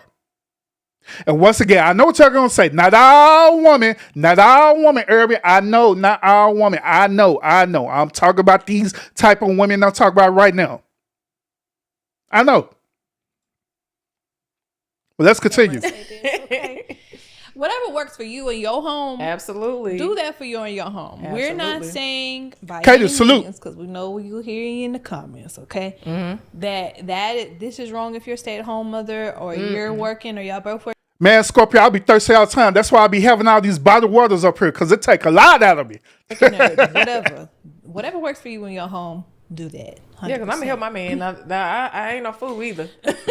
I'm gonna absolutely help my man. That's what I'm designed for. We are helpmates. You know what I'm saying? Yes. So I understand it. But to go in and feel like a woman is supposed to do your part and your part, your part and her part, and not realizing that you're not pulling your weight, but you're still expecting her to take that load is just crazy to me. Yep. And that's why, like, again, all that stuff beforehand, not picking up more beforehand, or putting on beforehand too. Absolutely. Of like, oh yeah, that's not an issue, that's not, I'm fine, yeah, like women should do that. And then you find yourself 10 years down the road and you're like, why did I say, I knew I didn't want to do this. Why did I say that? Like, just being real and having these conversations and talking about these things, like, okay, what do you expect out of a wife? Right. Like, what does that look like for you? Absolutely. I feel like that's what I missed in the beginning. I mean, we were young, we were in our 20s. Nobody never sat me down and groomed me to know what questions to ask a man because we were young. I knew his favorite color. I knew his favorite football team. I knew he had a college degree, but I didn't know, what do you require of your wife? What do you expect of me? I didn't know. What does a working household look like to you? I didn't know. How much do you expect to have sex? I did. And that stuff you should ask. No. We're not gonna do that. No, we're not gonna do that. No.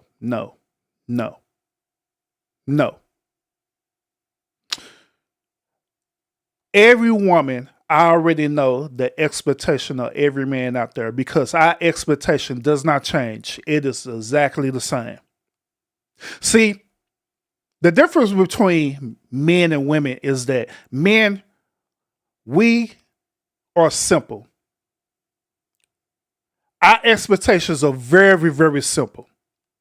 But women, on the other hand, they make their expectations so complex. They make their expectations seem like you're trying to solve the Pythagorean theorem. Let's keep it real.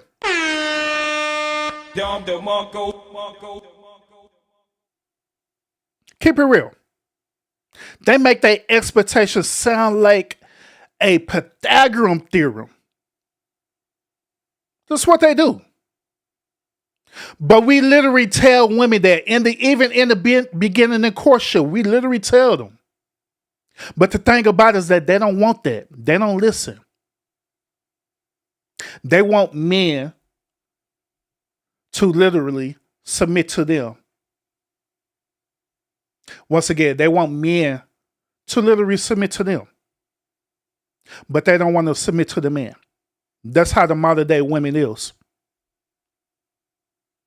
They want the man to submit to them, but they don't want to submit to the man. The man put it out there that, hey, I want a woman who's they say it all the time. They say it all the time, but they don't want to do it. They say this, hey, I want a woman who's a natural woman who ain't wearing all them tracks and wigs and weave and wig and stuff right there. I want a woman who wears minimal makeup on and stuff, right? I want a matter of fact, I want a woman who's fit, friendly, and submissive, right? That's what they said. That's what the dude's saying. They say that. But guess what? The women pushed back on that.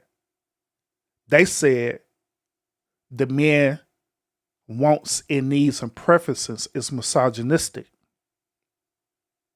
Hell, the late great Kevin Samuels had laid it down on the line about what the average man is looking for.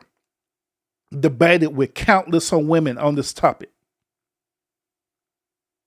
But guess what? Every single time that dude is getting pushback saying that his needs or a man's needs is misogynistic, but yet it's still. It's not misandry for a woman to sit up here and say that you want a man with a six-pack. You want a man with a six-figure salary, knowing good and down well that there ain't no man in America who have a six-figure salary who's average. The only people who have a six-figure salary is a man who is part of any type of sports, or he's an actor, or he's a CEO of a company. That's it. That's it. And that's within everything I mentioned, that's within 5% of the men in this country. The remainder of the men don't have six-figure salaries. We don't. But that's not good enough for y'all. Let's keep it real. That is not good enough. So we literally tell y'all what we're looking for, and y'all don't listen. Y'all don't. We listen to y'all. We listen to the things that y'all want. And it is kind of crazy, right? Is that we listen to the ladies' expectations, the ladies want and desires and different things like that. And we're provided for them because that's part of our nature, being protectors and provider. We'll literally do that with no problem. No problem. But when it comes to them reciprocating, right? Guess what? They don't do it. They don't. They don't do it at all. They say it's misogynistic. They say you're treating us wrong. They say that you're toxic because you have a certain expectation for them as well too. Person, like, who's gonna take care of the money? Like, who's all of those things are things that you should be conversating about. But again, because we're not operating in like how the word is, you know, old women talk to the younger women, let them know. Same with old men. Older men, you need to be talking to the these men. Need men. y'all. So they need the guys like at the barbershop that's dropping the wisdom. You know what I'm saying? So appreciate you in that. Really listen to a man that's being vulnerable and telling them versus what they hear. Yeah. And not maybe not the homeboys. Yeah. Somebody older. You need an old head, the OG. Yeah. The one that's gonna be like, look, he done been through about 10 bad ones and he know, you know, he messed up some good ones and he let that good one get away. And he's able to tell them like, look, this is where I messed up at. Don't do this. Don't make the same mistake I made. Because I feel like men like that. They don't really have nobody they can come to. Absolutely. Because women, we talk. Yeah, we gonna talk. We gonna call somebody. We gonna talk. We gonna ask questions. We gonna conversate. We gonna compare notes. Absolutely. Men, they keep it bottled up. They do. They keep it bottled. And when they do, when you finally have, like my husband has some guy friends that I feel like they maybe talk a little more about some things, but even with them, he's still limited. He don't talk about a whole, he talks about most things, I think, with me. And then there's some things that are just like kind of reserved for them. But yeah, men are funny. They gonna keep it to themselves until they can't keep it. No. That's also not true. Let me explain to y'all, ladies. Let me explain to y'all the real reason why men don't communicate to y'all like how the way y'all want them to. Especially with certain situations bother them. Y'all ready for this? Because this is supposed to be an absolutely accountability moment. Matter of fact, let me go on big screen on this one because everybody need to want to teach y'all something tonight. Let me explain y'all the real reason why men keep things bottled up to y'all. Why men don't open up to y'all. Y'all ready? Because once again, this is an accountability moment. The reason why that men do not open up and say things to you is because y'all will literally emasculate that man once he do that. Facts. If that dude open up, that dude began to be emotional, that dude even shed a tear and cry with you, right? And just tell you how the way he really feel about things that he go through every single day. Guess what? In that moment, you'll be that nurturer. You'll console him. You'll even encourage him. You will. But at the same time, guess what you're doing? You're documenting that. You're saving that for a rainy day. Because lo behold, when that moment come, when y'all get into a heated argument, guess what you're going to do? You're going to bring that situation up and you're going to literally sit up and emasculate that dude. Y'all going to be sitting up here arguing about some crazy stuff, you know what I'm saying? Y'all going to be arguing about some crazy stuff like either food or the chicken or whatever, right? And next thing you know, you're going to bring up saying that he a punk ass bitch for crying over your shoulders. Let's keep it real. That's what you're going to do. Or at least I wasn't a punk ass bitch crying over my shoulder about some stupid shit. That's what y'all do. That's what y'all do. Y'all will literally brand that situation up and literally emasculate that dude. And use it as a weapon. That's why that dude learned not to be open up to y'all. Because if it haven't happened to him, damn near sure it happened to his friends. Hence, what she's talking about when dudes be talking to each other. Yes, ladies, we do talk to our homeboys about y'all. We do. We do. We be having that moment. That barbershop talking all stuff. Yes, that happens. We do. Or when we be at the basketball court or whatever, yeah, we do talk. And sure enough, it'd be at least like one or two of us or three of us who done had that experience to where, like, man, you know what? I opened up to my woman, man, and about a month or two later, we set up arguing about directions. And guess what she said? She called me a punk ass bitch for crying over her shoulders, man, because I was vulnerable at that moment. But she the one who told me that she wanted me to open up to her. And I did it. And she used that against me. Yeah, did the other homeboy. Yeah, that happened the same thing to me too, bro. You right about that. That we does all come to a consensus. You know what? Forget that. We're not going to tell these ladies nothing else because they're not going to weaponize our vulnerability against us. That's the reason why them dudes don't say nothing to y'all. That's the reason why they keep it bottled up and don't communicate. That's the reason why. You can even go take them to a therapist. Y'all have a marriage or family therapist. Guess what? He's still not going to open up because he know that you are going to weaponize that. You're documenting that in your mind. You're documenting everything in your mind. You're documenting that. You're documenting that in your mind so you can use on a rainy day. So you can literally one up that dude. But that's the reason why he don't say nothing. That's the reason why, ladies, Dudes keep that stuff bottled up. It has been proven the fact time and time again. And so we just learn through repetition and through our trials and errors and through mistakes from not only from myself, but from the brotherhood. We just came to an overall consensus like, hey, always stay in your emotional intelligence state, period. Don't show no vulnerability to that woman, period. Because if you do, she's going to use it against you. She already told her homegirls about you crying and everything. So just don't do it. That's the reason why. To themselves. And I feel like that's where the problem comes, is because it's like once it gets. Oh, I guess I'm just letting y'all listen to this audio style, huh? My bad, y'all. To the point where you trying to figure it out yourself and you're not getting that guidance. And most women get the guidance. Now, you get some women to get the wrong guidance, you know, because it's always a double-sided thing. But when you getting that right guidance and that person telling you, no, you messed up, you got to hold yourself accountable. Right. It's different than what you telling yourself. Yeah. So, yeah, I definitely feel like they need it. Yeah, that's that good accountability. Yeah, man, you got to have it. Hey, you messed up. Because we can manipulate ourselves. Oh, we can manipulate ourselves and find a reason to be right. Absolutely. We'll rework that in our head and be like, no, I was right. Be like, because you trying to play in my face? Yeah.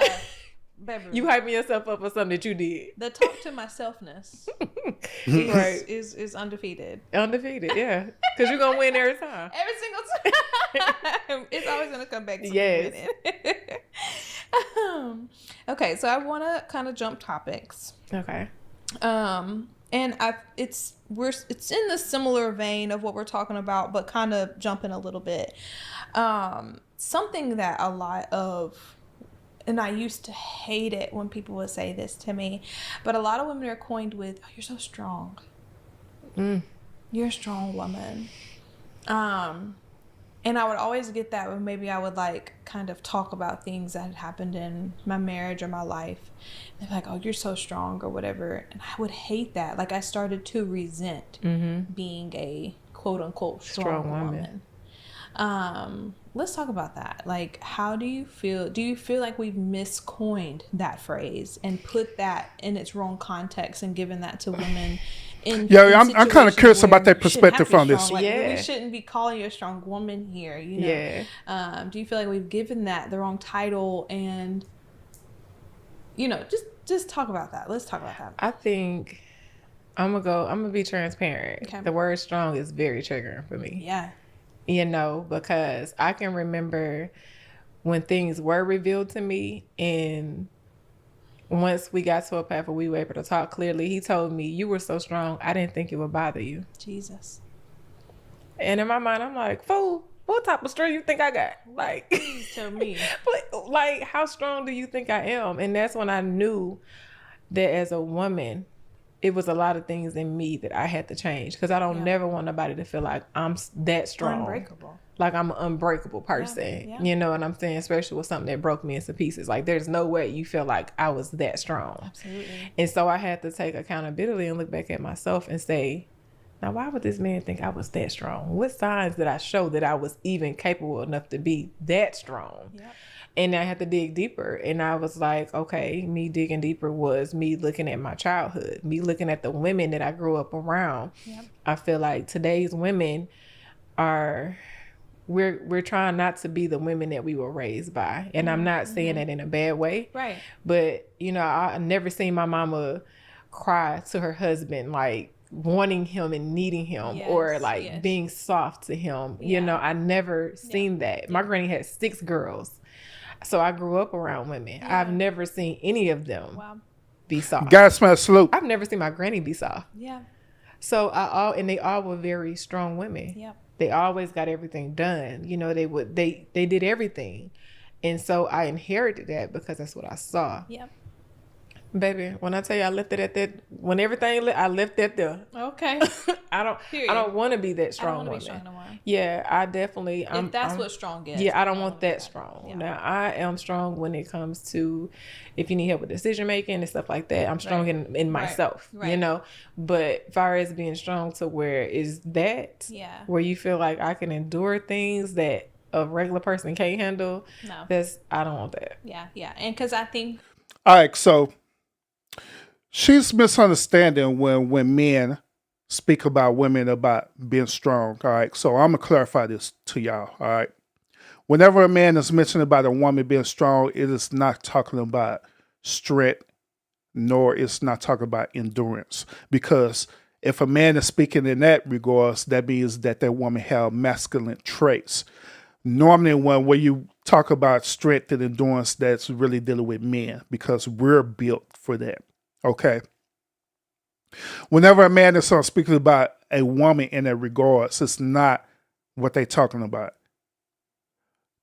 What we're talking about is this. We're talking about that women have created mental blockage or mental barriers, or you can even call it a brick wall.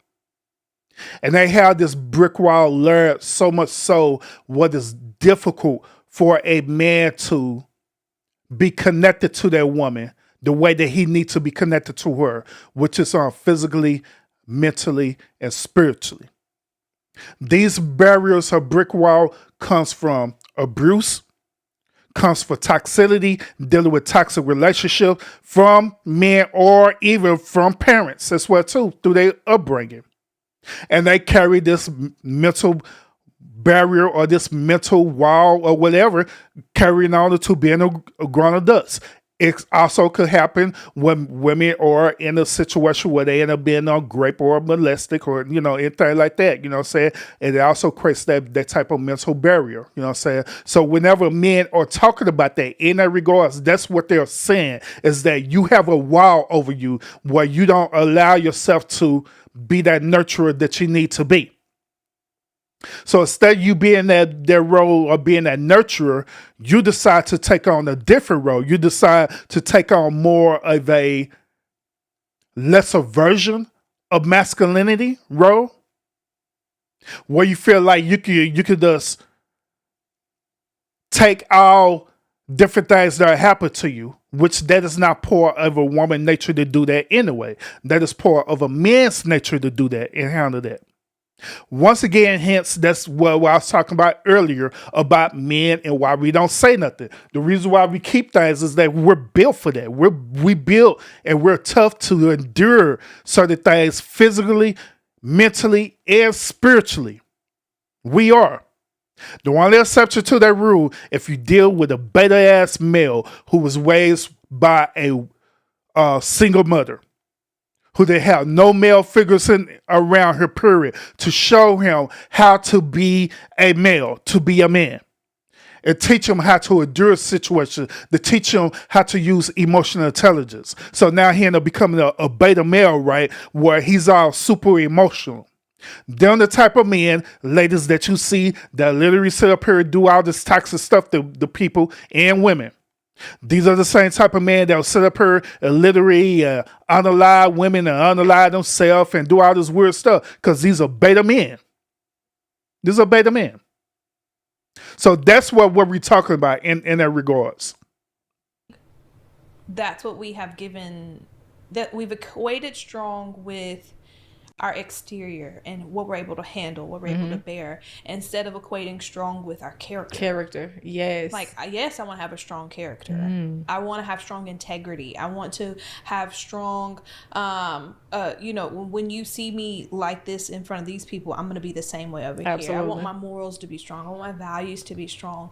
But my exterior and what I have to bear and what I have to carry, that's not what I want to have to be strong. I don't want to be strong and suffer.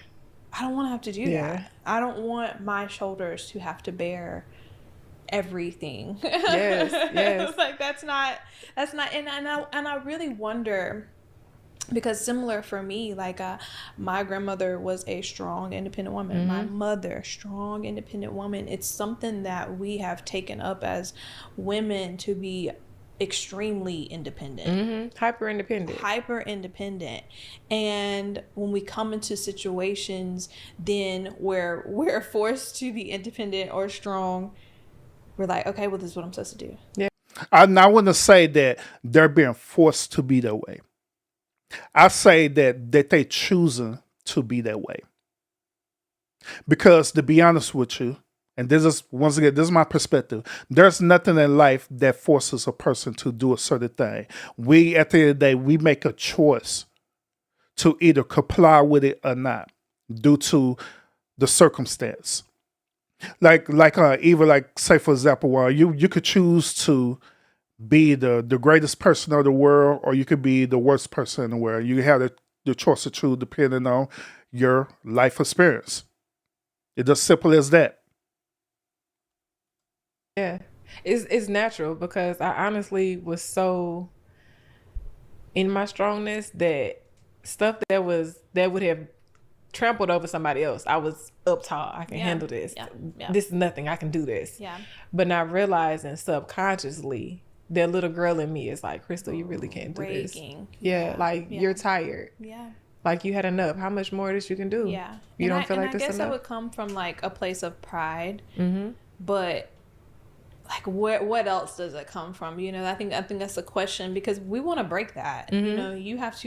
I know where it comes from. It comes from modern day women being egotistical, like I've been saying on this channel. That women are way more egotistical than men. Or girls. I have now 3 girls. Absolutely. I want to break that from them to feel as if they have to bear things that aren't made for them to bear with other women. Mm-hmm. You know, because we've been strong with friends, and we bear things from friends that we shouldn't have. Ever. From our family, you know, our parents, our spouses. You know, it's not just a spouse thing. It's careers, everything. There's women who bear things within their careers and are taking things that they shouldn't have to. Yeah. You know, so what is this other than pride? Because I do believe there's a layer of pride underneath it, but there's something else there.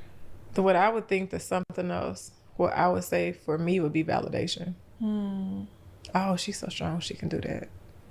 Oh, she Crystal can handle that. Mm-hmm. That's not, she can do that. Mm-hmm. And there's some stuff they 2 of them alone wouldn't be able to do, but Crystal can handle that. Can do that. Yeah. And in my mind is, okay, I can handle that. I can do it. Do y'all agree with their perspective on this? That they're saying that the term strong, independent woman comes from validation from their fellow woman peers. Do y'all agree with that? Y'all let me know in the chat. It's okay, but deep down, I did it. I showed up for it. Yeah. But then deep down inside, you start getting tired. Like, I really don't want to do this no more. Mm-hmm. Mm-hmm. But one of the biggest switches for me was not only when I went through my transition, I changed my surroundings completely. My friends changed. Women don't realize sometimes the people you're around, and it don't make them bad people. Yeah.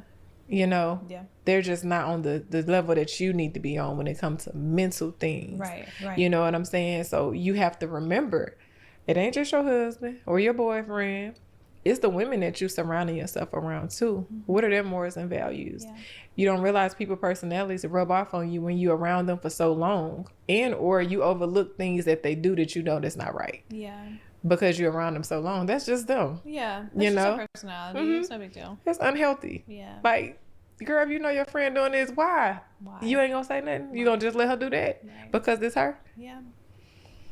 So I feel like as women, when we want to get to that point where you don't want to be as strong, you got to make sure you find a tribe of people that can nurture the little girl in you to get to the woman you need to be. Yeah. You know? Yeah. And I think it even goes back to what we were talking about earlier with just where women used to be, where they're evolving to now. And, you know, it's that I don't want to be rejected. I don't want to be held in this place and rejected and looked at as beneath. So I'm going to put on this exterior as if I can handle whatever. So I can be seen as bigger, better, stronger, equal, whatever. Yeah. Which again, that's not how God. It's not. You know, that's not how God created, you know, us to be. He didn't create us to have to fight to be. Absolutely. Like, why are you fighting for something that's given to you? You know, it's already given. It's in you. You already have it. Like, you have it. And it'd be weird because most women that suffer from that, they don't even view themselves as themselves. The people around them know. Everybody else see the light in that person. Everybody. But the person don't see the light in them. Yep. And so that goes back to chasing that validation. You chasing something you already have. Yep. You don't even know you have it. Yeah. you know? Yeah. So I feel like once you learn that, and I feel like that's what experiences come in. That's where God break you down in different areas. You know, he allows certain things to happen to you so you can get to that, to actually reveal to yourself. Yep. You know, so that play a huge role in it. All of that. Absolutely. Yeah, let me just briefly talk about the validation part. And to be honest with you, be quite honest with y'all, I agree with them on this point about validation. Validation is a very, very, very dangerous thing for us as humans. All of us at some point in time in our life, we want to see some type of validation. What if it's validations from our significant others, or our loved ones, our husband or wife, or what if it's validation through our community or our tribe, whatever, what I'm saying? We seek validation at our workplace, or we seek validation spiritually, through spirituality, through religion. So we seek validation in all these different areas. What make validation dangerous is when it becomes something addictive, okay? Like a drug. It becomes intoxicating because people are validating you, or people are praising you. People are saying you're a strong, independent woman, or you're a strong, independent man, or you're a strong man, whatever the case may be, right? And people are providing that to you, and it becomes intoxicating, like an addiction. And so at this point, you're so used to the validation, it's going to be hard for you to accept rejection. And that's where it's dangerous. It's because you're so used to be validated that when it comes to a point for constructive criticism, where you're handling that rejection, guess what? You're not going to be able to handle that rejection very well because you're not used to rejection. You're not. You're used to validation. And so to deviate from that is that it have to be a balance between it. It have to be a balance between, receiving the validation, then also have to be a balance between receiving the rejection. Just like the old saying says right now, we'll say sometimes your rejection is for your protection. And I believe that is honestly true. That rejection is for your protection because it builds character. It builds humility. It do. But as long as you keep seeking validation, you're never going to be humble at all.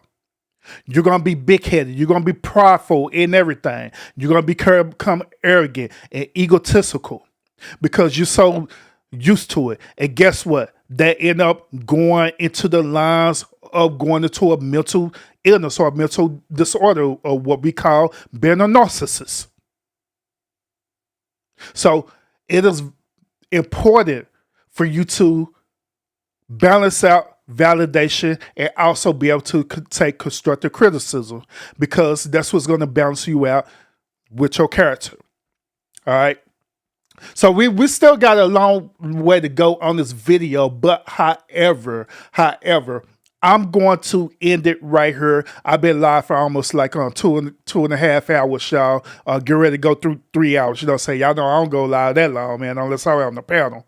But yeah, so I'm going to end it right here.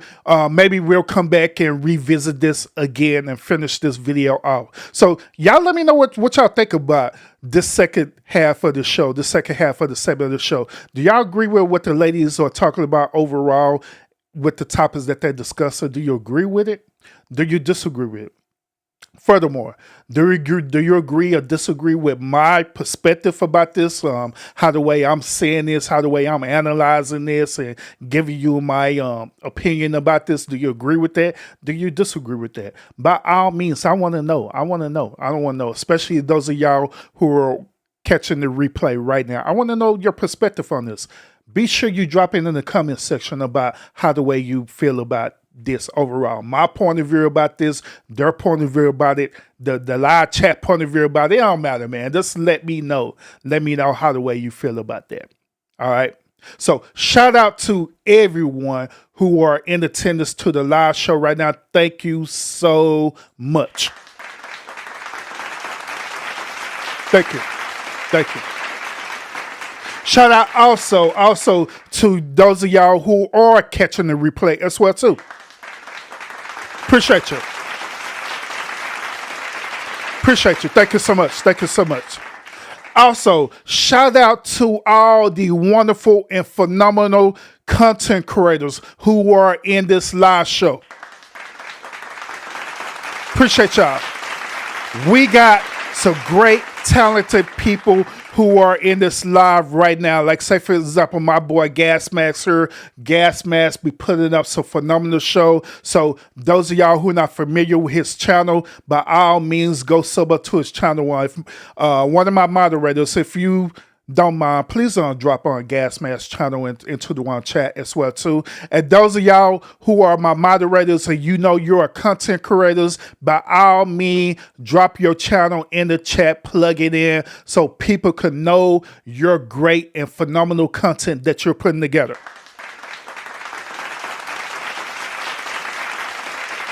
So people will know about you. So they could go ahead and sub up to your channel and listen to your great content, because they do. They put together some great content over there for real.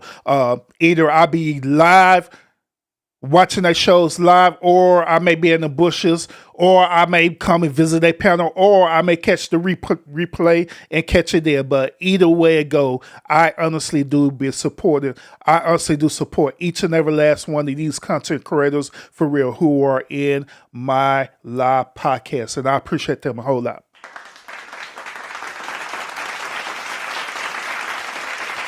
Yes. So other than that, y'all, I appreciate y'all tuning in. Make sure y'all hit that thumbs up. Those of y'all who just now watching the show, hit that thumbs up, man, because they help channel out a whole lot. Make sure you tune in to the next episode, because I know the next episode we are going to be reviewing the Pop the Balloon, because I know y'all love that damn Pop the Balloon. I know y'all love it. So we're going to review the next actual episode of the Pop the Balloon. Not the old version, but we're going to review the next regular version of the Pop the Balloon episode. So make sure you have your notifications set when we go live. All right?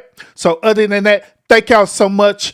Thank y'all. I appreciate y'all tuning in to the stream. And y'all have a great and wonderful night. And I will see y'all again on the next podcast episode.